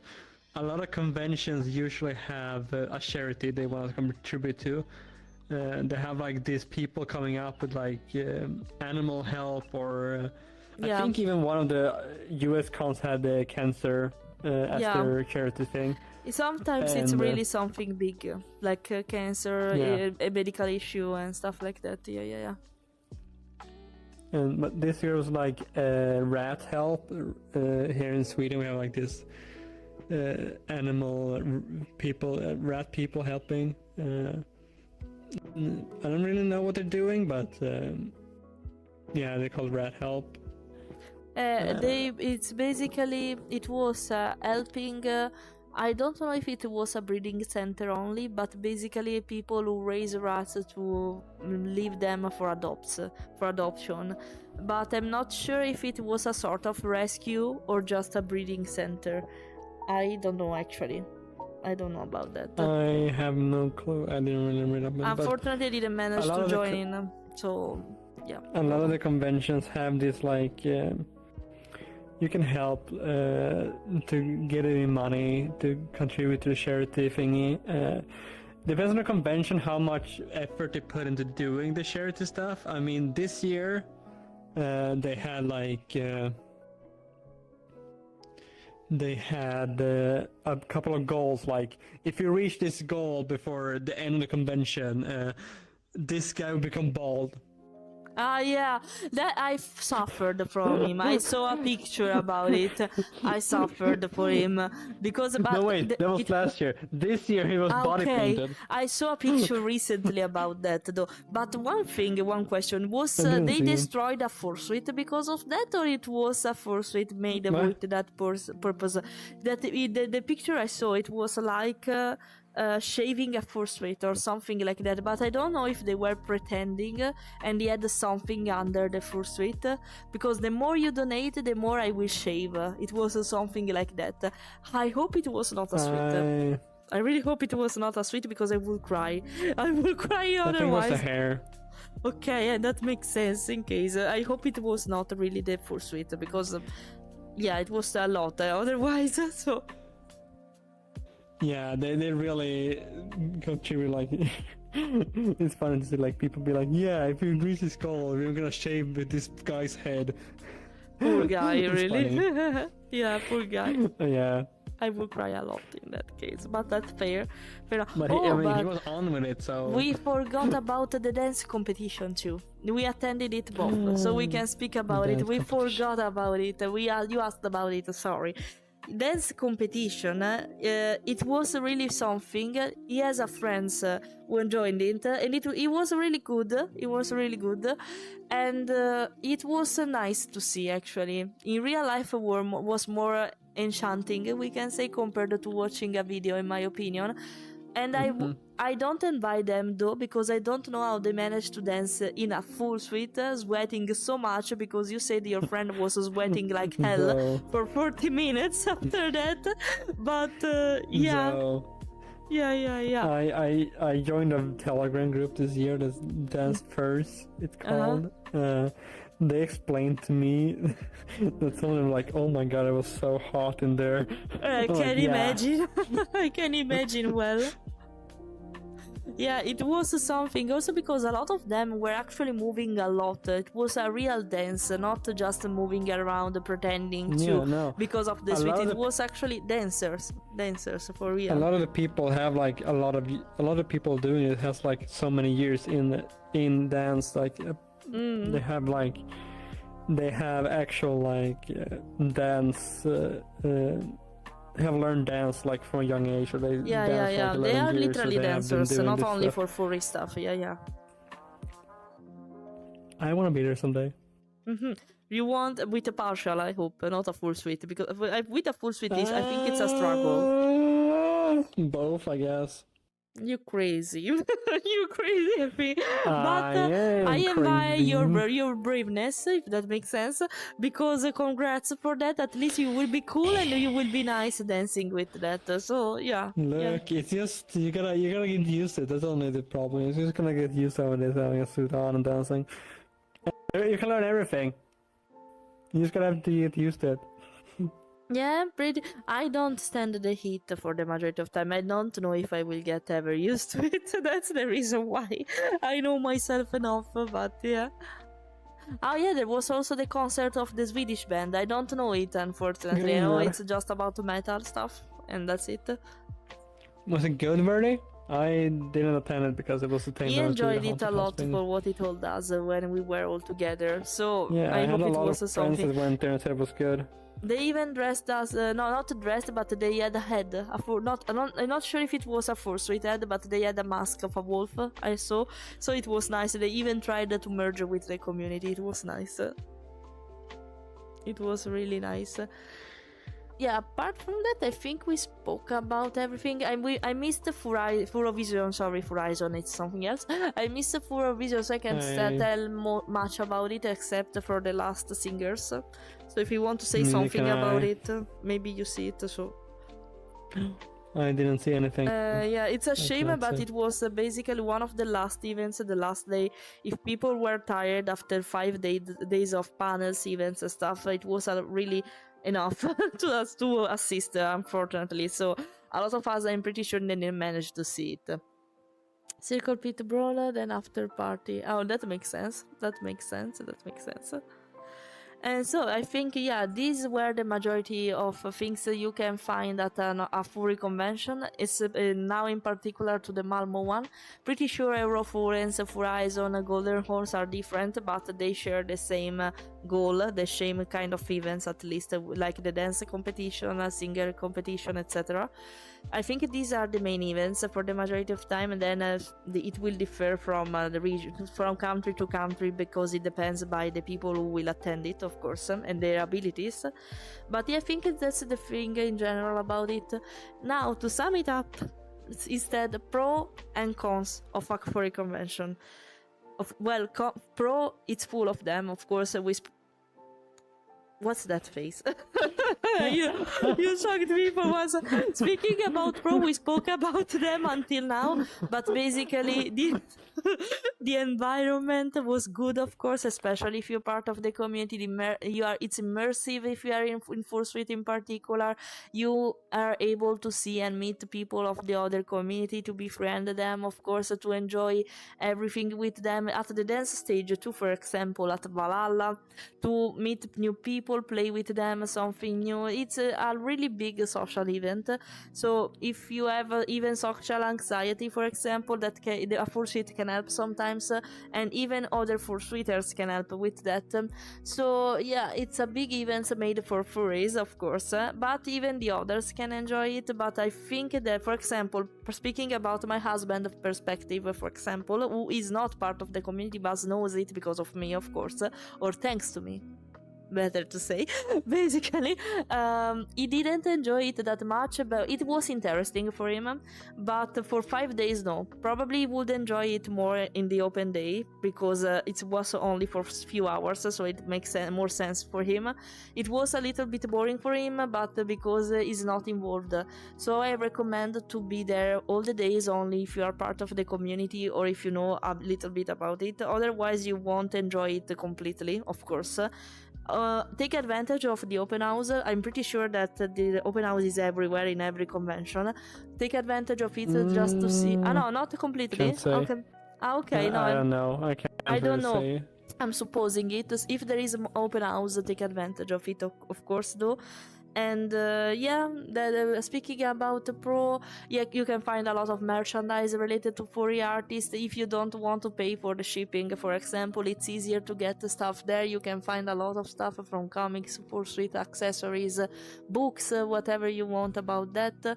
It's really fursuit comfortable. For example, for the fursuit, also the shuttle. For the going, you don't need to go by feet on compulsory from one hotel and a venue to another. You can use the shuttle the convention offered to you, so you don't have to pay for it. You just take it and go to the other hotel, waiting like 20 minutes with each departure, so it's not even that long. And it was quite big, actually. I never had the issues that it was full, so I couldn't jump inside. I preferred to walk, actually, for the majority of time. But it was, if you suffer the cold or the snow or something like that, you can consider to take it, for example. And yeah, it was full of water station, mainly for fursuiters, but also for the others can take advantage of it. I drink a lot for free, for example, thanks to this station. It was really easy to find water everywhere. It seems stupid, but for fursuiters it's kind of important. And I don't know, something else you want to say about the good side of this convention? Well, what am I gonna... Think. Not a big deal. Like, you can talk about. Yeah, we spoke about it until now. It's very inviting to things. Like, it's very open and inviting. It's like very. And the community itself is very open and inviting. It's like I've seen a lot of people. Yeah, that's right. That has like met a lot of people, had like the time of their lives talking to others, and it's like so chill to like experience this. And it's like so cool to like be able to experience this and be like, you can almost walk up to like anyone and talk to them, because there's sometimes things to talk about. I didn't be very social this year, but like last year I was meeting a lot of people that would be like talking to. I mean, like I had one suitor who basically walked up to me and asked, "What's the time?" Okay. I was just standing there randomly by myself. It was like walk up to me like, "Hi, what's the time?" And then after that, he was starting to talk with me like. We didn't know each other. It was very like talk to me like it was the time. And then started to talk to me like. You see, you start with something really stupid. You start a conversation basically. Yeah. And it's really easy there. A lot of suitors, a lot of people like there, especially suitors, especially like a lot of people in general really. Be like very like come up they like send these things like Twitter, like Instagram, like this is what I'm gonna be wearing, this is how you can find me, talk to me, ask for hugs, give me stickers, do all of these things to me, because they really want to be like they also enjoy talking to people, and it's like so easy to like enjoy. It's so open really. Yeah. And thanks to all the events, it's really easy to like find people that you like, or like not events, but like all the meetups, or like all also events, because I guess. you share the It's same always interest. to find people that share the same interest. Like, War of chat, course, for it's example. very hard to find people to talk to, because it was almost 6,000 people this year, and it's so hard to like find people, even though it's people everywhere. It's hard to like find people like talk to, because usually it's people talking with each other, like friends and people talking with each other. But also there are people like they're so nice to like talk to. They're so chill to like go up and like talk to. Like no one's gonna be mad at you or like angry at you usually. Yeah, so that's nice. true. That's true. And one thing that came to my mind now that I didn't consider to mention, in the workshop meeting, for example, I was able to speak with the creator of this avatar you're looking at, Reval, for example. I managed to meet him, to speak with him. Now we are doing DM on Telegram, for example, to organize an hangout and stuff like that. So yeah, it was really easy. You see, when you think about artists, especially 3D artists, you think that you can't really reach them, you can't really speak with them because they are too popular, they won't listen to you. It was a really nice guy instead, really nice. It seems a little bit shy too, I should say. So it was easy, and thanks to this convention, now I will manage to see him more and more. So yeah. No, this is actually something that I really learned. Like, you see people like that make 3D avatars, they make artwork, or they like have a lot of followers on TikTok, and they're like, oh my god, they're like super good, like very social, and like, oh my god, people know them, and like, no, they are super nice. Like, they have like they can be super shy, and they can be like super nice to talk to, and this is really like something you only see at the conventions. Like, you see these people like super like the puppy furs and all of those things. No, they just share what they like. They share the stuff. There be it whatever content they're like. You're a content creator as well. I guess I'm also content creator now, because you are starting to do that. So yeah, you are now. You're trapped in the realm of content creation. Like, you really understand, like, people, they just the same people as you are. They have had maybe like further in the point maybe than you are, like but they also been like in the starting point that you have been in. They are still like shy. They still have like some of the interest, and it's like these conventions, especially the events, the meetups, really make it like, especially. They are just like me. Wait, you are a weirdo like me. Yeah, finally, I have another weirdo to speak about. You also like this weird thing in VR. Exactly. Yeah. You also spend your entire day in VR chat. Yeah. Just like me, exactly. There is a meme in Italy with I don't know, with the audience presenter, we can say. It's like, oh, you're speaking about me. Yeah, exactly. Exactly like that. We spoke about the pros until now, basically. Cons about the convention. I don't have much to say. I don't have much to say, actually. Because maybe a little bit of organization issue, because of the queue, because of especially at the afterbark. Apart from that, not really much, though, because the queue was actually quick for the majority of time, even if there was a queue. And probably they could handle some, as I said before, some panels in a better way and analyze them more properly in advance. But apart from that, events are kind of good, actually. So I don't have much to say. And as I hear today, thanks to you say that it improved compared to last year. So I'm pretty sure they will try to improve it even more and more. Now that they know there will be so many people next year, more than this year, in my opinion, they will try to do something better. There is also always a way to improve something, so I understand it. I was the one suggesting this, as you know it, people. No, what? I didn't hear for real. What? What? I said I suggested this to happen. Yeah. And apart from that, One thing, though, I know I read the schedule because I didn't remember. One thing maybe I want to mention, I would love to see more staff member instead of volunteers for the majority of time, because I'm pretty sure that a lot of these organization issues could be avoided if the staff was well prepared. But since they were volunteers, of course they don't know exactly what they have to do in this kind of events because they are not expert, they are volunteers. So that makes sense. I'm not blaming them. But I think that some problems can be avoided if they hire more staff. The biggest issue is really... Oh, do you mean hire for... Yeah. I'm literally speaking about staff who work for that and earn money of that because but I don't know if how these event is organized, where the money of the tickets and badges go. So I don't know. I'm just giving us a suggestion out of my ignorance, we can say. But I would prefer to pay a little bit more at this point to have a little bit more organized event instead of seeing a lot of volunteers trying to do their best, but without knowing. The price from like. I know. They increased the price from last year with like 15 euros. Really? Really? It has already increased. Okay.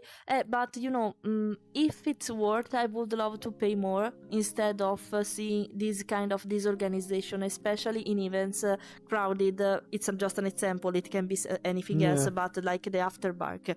If something like that happens in another event, I would be a little bit upset probably. After dark can be fine for me because it's not that important. But maybe I would love to see a little bit of more organization about that. I mean, the issue with Afterbark is that it's such a lot of people want to get into the event, and with 6,000 people, not the entire thing can be held for everyone to come in there, and it's kind of difficult because not even Clarion is having place for 6,000 people at once. So it's kind of difficult for it to work out like that. What to do? I'm trying to. Sorry, I was trying to read in the meantime the Guba question. I don't completely get it. What you mean? I'm sorry, my bad. Maybe. I think he's trying to ask like, what do you think prices should be at the con? Like for, are you talking about how it would be, like the price should be for a con? Are that what we're talking about? Maybe. Well, consider it was 120. If I remember well, for 5 days of convention though, not a single... 120? What did you buy? I think the minimum one was not the basic price for this. I paid 1,800 krona. It was different. For me. The conversion is different, consider that. But it's quite similar. I think it was 120 or 15, something like that, euro. I'm speaking about euros. I'm speaking about euros, just to underline it. I think, considering it's for 5 days, it's fair actually, because if you split the price in 5, it makes a daily ticket. So that can make sense. Of course, it's a big thing because if you want to attend just for 1 day, you need to take the risk and go to the place the day you want to attend and take the daily ticket. You can't take it in advance. You are basically obliged to purchase all the 5 days together. But if you consider them as a whole, it's not that expensive. If you consider they are 5 days, probably. I mean if the prices are prohibitive. They can be. Because it depends how you want to see it. If you go daily, I don't know the price of daily tickets, you can do that. The problem is you can't book it. So you just need to go to the place and hope there is enough space to allow you to enter and to allow you to sell the ticket. Otherwise, you are obliged to buy all the tickets for the 5 days. That can be expensive for some of us.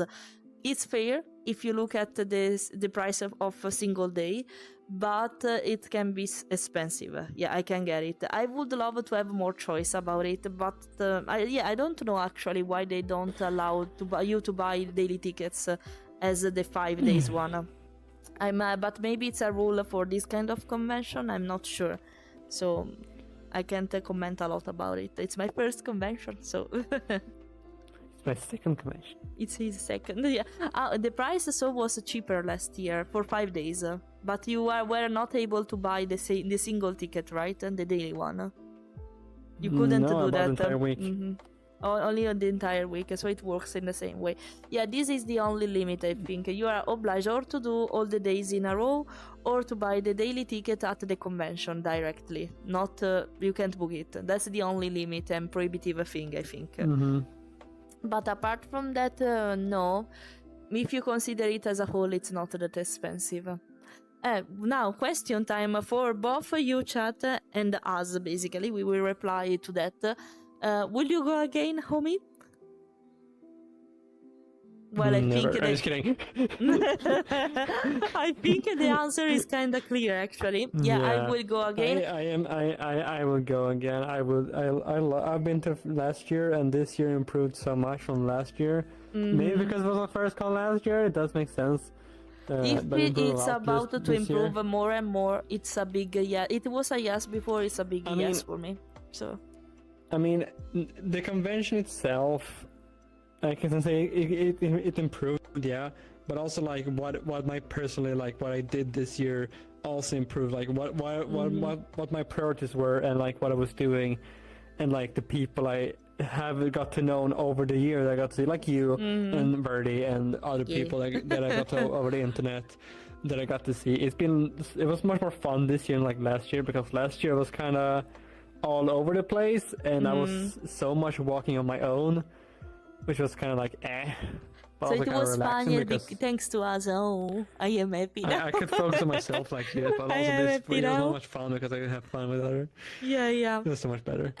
We forgot to mention about the price of different tickets if you are a sponsor, because you have some. I don't know them exactly, but if you basically pay more, you have access to some benefits, free merchandise and stuff like that. And if you take the gold sponsor ticket, that's the most expensive one, you can skip the queue for what I get. I was now looking at how it was this year, I was a little bit interested in it, but it's really expensive compared to the regular silver price. And gold, you get to skip a lot of the queues that happens. Yeah, I will consider the silver next year probably. So with gold ticket you also get access to dealers then early on. Oh yeah, the early access. Yeah, in some events. Not only I didn't really have a need for the because you have to remember a lot of the gold and silver just attends to like Furvision, the big events. That's the only place where you can use the silver and gold. The other events doesn't really matter. But usually the events there is not like a lot of events that aren't main doesn't really fill up so fast. Yeah. The queue is not a big deal in the end, even at dealer stand. Depends what you're looking for, probably. But I would go for gold just to skip it immediately, basically, or just to get the free merchandise stuff and things like that. Not really much else, actually. But it depends. It depends. Yeah. What would you like to see next year compared to this year, for example, Humi?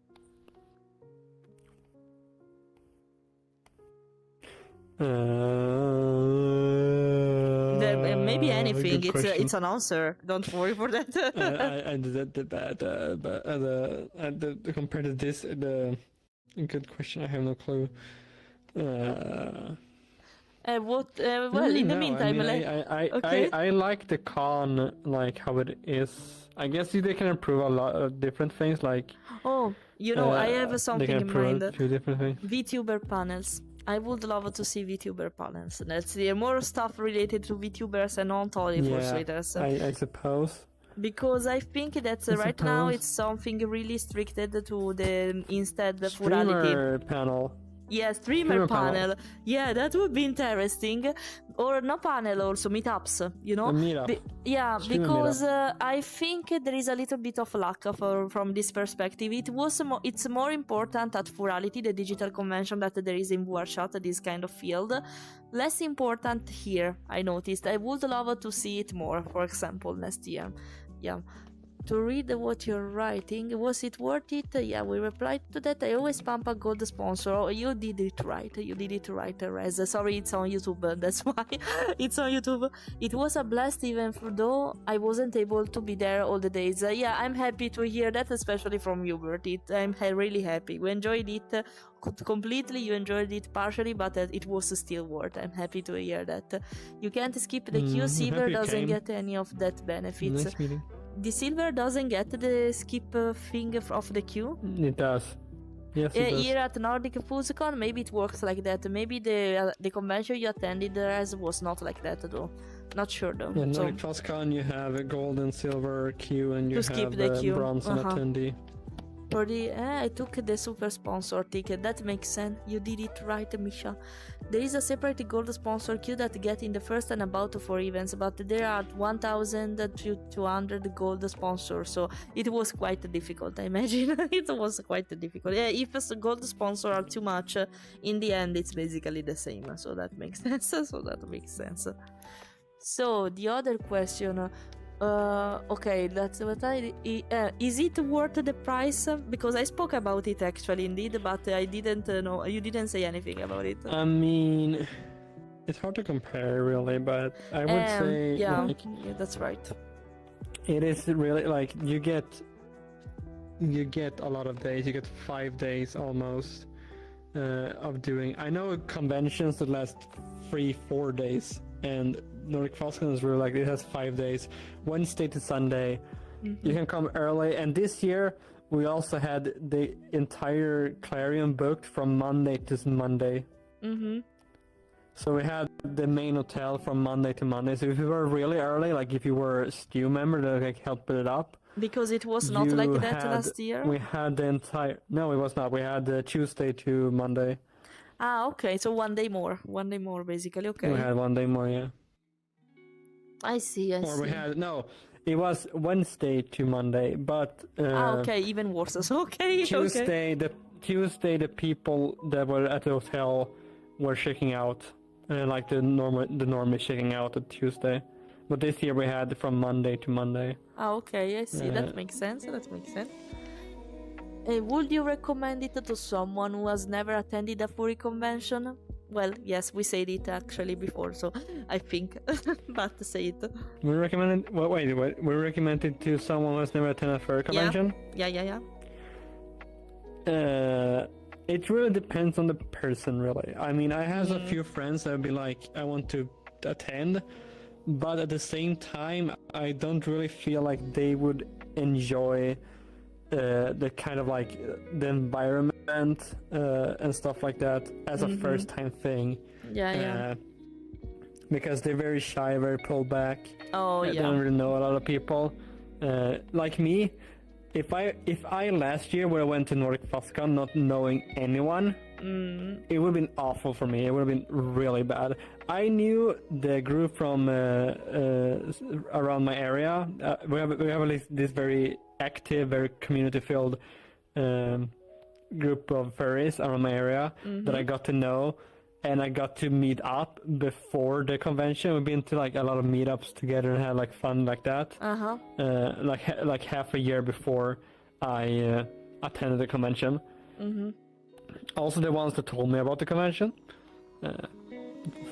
Thankfully, I am happy they told me what it was and they pulled me into it. So it's better basically to go there with a friend, you're saying, basically, not completely alone. Maybe it's a little bit overwhelming alone. And they can if you are someone that goes to... If you have been to like any other con, anime con, cosplay con, something similar to NordicFuzzCon, it is easier to understand what you're like, how the environment is to con. But someone who's like completely new to the fandom, has never met anyone, has barely like anything to know about the fandom, paying this much money for the convention to go this is like if they go the entire convention. If they live in the are, if they are in the open house and they come down there to be there for a day or something, it makes much more sense. But going there for an entire convention, without having like any prior knowledge, like community of people gonna go there, it's gonna be very, very rough to Okay, that makes sense. to have a good time there. It depends on really the person. I mean, it depends on really how the person is. It's something to personal consider. experience, I would have been awful. I would not enjoy it at all. Had not know people. I had a friend from the group that was like, got there like, what am I even doing here? They didn't really. They had fun, but like it was still like, I paid so much money to come to this thing, when I could have done a lot of other things. Really. Yeah. It really depends on like what you like and how you want to spend the time, because you have to also think that NordicFuzzCon is such a big event now compared to like how it started with like 80 people, 100 people together. It's such a different thing. It's not like a meetup, like first meeting up and having a time right now. It is so big compared to like how it was when we started, like how it is to have like a meet up with friends or like people in like in a smaller community. But it really depends on how you want to, because if you don't attend a lot of if you don't attend events, if you don't like do the things at the con, I would say the price you pay to go there doesn't really value how much time you're gonna what you're gonna experience there. It is a lot to like take into consideration. Like you pay a lot of money just to go there, so because really there like is something not you would only enjoy? the convention, but also the hotel, the B&B, whatever you decided to take, the food. Yeah, too. and if you live in so yeah, if you if live in Malmö, another that's country, an you have to different go thing. as well. Yeah, so that makes sense. I would recommend in that case, what you say, go with a friend, don't go alone. Kidnap your husband like I did, because I didn't want to go alone. So try to get into Telegram groups, Discord groups. Try to attend organize smaller meetups conventions in or smaller advance. meetups. Yeah, like anything like that, because it will be much more helpful. And it depends, but I don't know. Some people are really like outgoing. They just go to random ass shit ever, and they just hang out. They just talk to anyone they see. It depends on the person, like how the person works, really. Yeah. I would I agree with that actually. That makes sense. Instead, if you want to share, guys, if you want to attend the next convention in 2027, or if you are curious about it for what we say, feel free to do that. To say that we are here to chat. So okay, but also at this point, I need to just push it in there. If you're gonna for a first convention, okay, that was a question as well. For the first convention, NordicFuzzCon is a really great convention. I saw in a Telegram group a lot of people saying that, oh my god, this is my first ever convention. I had such a great time. And I also mentioned earlier that people said that this is one of the greatest conventions I've been to. And so I think that NordicFuzzCon as a first convention is good, you think? Or like a first big convention, to be more correct, is a good starting point. Okay, so you would recommend this one compared to the others? I would recommend it. For what we know, though, because we didn't experience the others. I've never been to another con. I'm a little bit curious about Eurofluence, for example, but I know by what the others say to me, the community itself, friends, etc. Malmö one is one of the best. I don't know why. They just say that. They just state that. I agree because I experienced it, but despite that, I would be curious to attend the other ones if I have the occasion to do that. Eurofluence is one of them, for example. I would be curious about that. I want to attend Eurofluence some year. Yeah, it's in Berlin, or I don't know actually. Yeah, it's Berlin. So it will, for example, compared to Malmö, Berlin will be more chaotic because it's the capital. So maybe doing that in a smaller city is convenient. No. I think. So EF is not inside of Berlin. No, wait, no, it's not Berlin. It's Oh, Hamburg. Hamburg. They are sent Hamburg. Okay, maybe. Oh, it's closer to me actually. Okay, it's in the middle between. I was like, no, it's in Hamburg, but the difference between EF and NordicFuzzCon is that EF is outside of town. Okay. I think it's more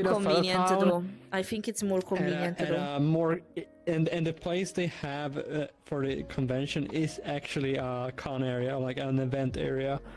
It is built for having conventions and bigger events there. Okay. The hotels that we have now is not really built for that. I mean, we have, it's kind of built for that, but still not really. But EF is really, the area they have is much more built for bigger conventions. Yeah, I get it. Okay. But it's also a bit outside the area, so it's like harder to find hotels there, and also like find hard close hotels, and also what I was gonna say, also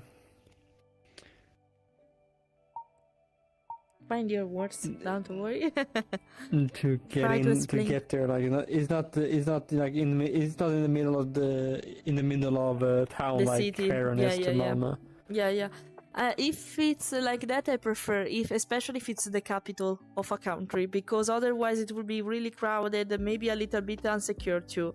So I prefer to be that way. Maybe Malmö one is more immersive because you are in a city anyway, but it's small, so it's not that unsafe. But with Berlin, not Berlin, sorry, Hamburg, we said, I prefer it to be like that. Maybe, I prefer it to be like that. So yeah.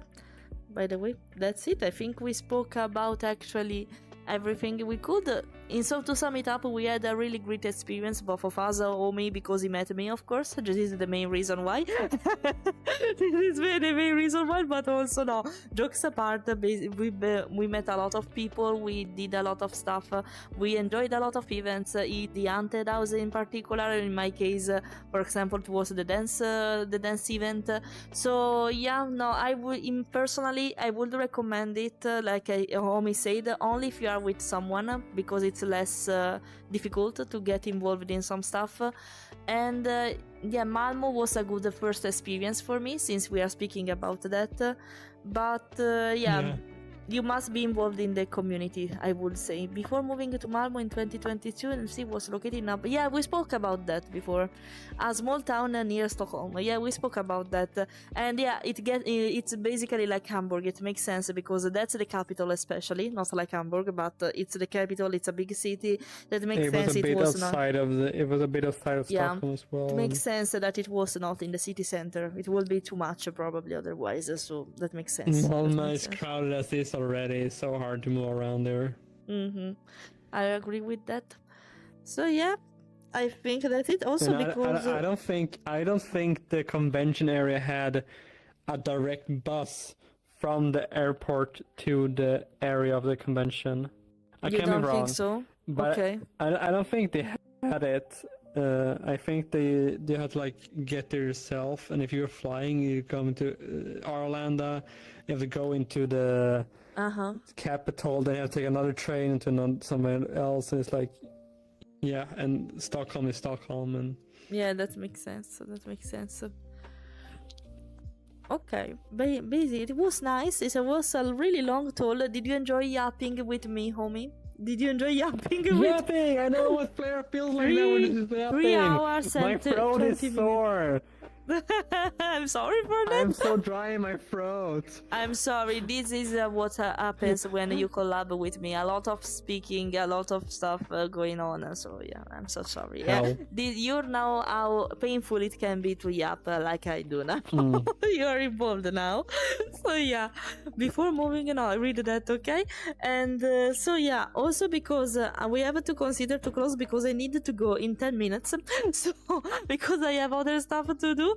So yeah, I hope you had fun home in the first place. I hope the chat had fun in the meantime. I hope it was a pleasure to hear us talking and yapping about the NordicFuzzCon. I hope we involved you with our joy, with our hype, with the convention, that you maybe will consider to go there thanks to us. NordicFuzzCon needs to sponsor us for that. But apart from that, we Yeah, made exactly. you ads. yeah, especially if you're Give me going to come money. just to meet us, exactly. Why didn't we ask like the NordicFuzzCon to like sponsor us? We should ask for like, hey, can you sponsor us? Small Exactly. creators. That makes We should sense. have done that. I liked all the speaking, nice yapping. Thank you. We Thank you, appreciate it. goodbye. It was nice having you here to show bye.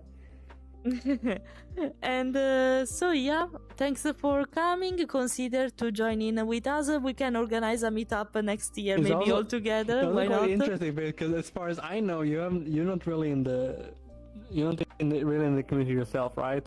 Mhm. As far as I know. He's just curious. Why not? Yeah, I mean that's okay. I mean like yeah, indeed. very cute, good. Yeah. It's perfect. Yeah, actually, I have a lot of people also in my community that are not really involved in the furry community, but they are curious about it just because of me. So that makes sense. Yeah. Sense. Because they That's find where it all us started, and interesting. Then So in a couple of years they have a persona, and then yeah, after that it's they just always make like that. streams with a VTuber. One of my mod, and then Elfo- after that they have a Yeah. fursuit, and like, what happened? Exactly. One of It's them expensive. is one of my mod. That's Elfo the Cactus. He started enjoying us basically. Then he say, I think I can be considered a bull. Sorry, not a bull. And I think I Bull. want a bull fursona. And now he has a fursona. So perfect.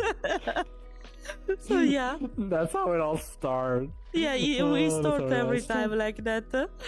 Not really, I just like it very much curious. You see, I love the way you put it. you see, it's always like that. My husband is a particular case though, because since I'm his wife, of course, he's involved because of me. So I made him a fursona, even if he didn't agree with that. He said, "Oh, now we have a fursona. Don't worry, you are kidnapped by the furry community because of me. It's fine. It's fine, basically. Yeah, it's fine. You have to accept it. I'm sorry." So here we are. Now, it starts always with curiosity. If you're not inside the fandom or you're not curious in the No first worries, place, it goodbye. starts like that. No, it's fine. It's completely fine indeed. Don't really worry for that. Don't really worry. So I hope, as I said, that you had fun. We are about to close the stream now. So I hope you had fun. We can consider to do some yapping session like that even in the future, by the way, because it was relaxing also for me. I It hope was it very was nice. like that also for you. Well, I think it's time to say goodbye, guys. I will consider to raid someone. I ask you to stay in the ending scene for a moment because I need to get Hold on. to get rid of my oh no oh no I needed to get rid of my headset before doing anything on my computer. Don't clean the camera. Do you think it's the right time doing that right now? Come on, wait for the end of the stream at least. Don't look at me like that. Don't look at me like that. You can't see him, but he's cleaning the camera. So I'm involved in this, I'll do the same, but with the thumb, if I manage to. On his and he my one. So it's fine. By the way, thanks for joining, guys. Wait on that a little bit on the ending scene because it will be quite long this time. So can you meet since you're here? Share the raid alerts, please. And yeah, see you next time. Will you stream again this week, homie? Will you stream something this week? We'll see if I stream this week. I don't know. I still have my commission doing, and Fair. maybe Fair. stream a game as well. Alien Isolation. Played a game for. Yeah. Why not? You can Alien consider to stream Isolation them. horror game. Horror game. Horror game. Oh, Yeah, okay. I isolation. want to look at them, not because I'm scared that easily, but I'm not interested in it. I will listen to you I will lurk, basically. Okay. I will lurk, and that's it. Or maybe I do my commission. We'll see. We'll see. Okay, This is fair Tuesday. enough. Okay, I wish you guys a wonderful night. See you next week for me, soon with Tommy with another stream, and have a nice week. Bye bye, guys. Bye bye. Wait for Bye other people. bye. Bye. Bye. Okay, the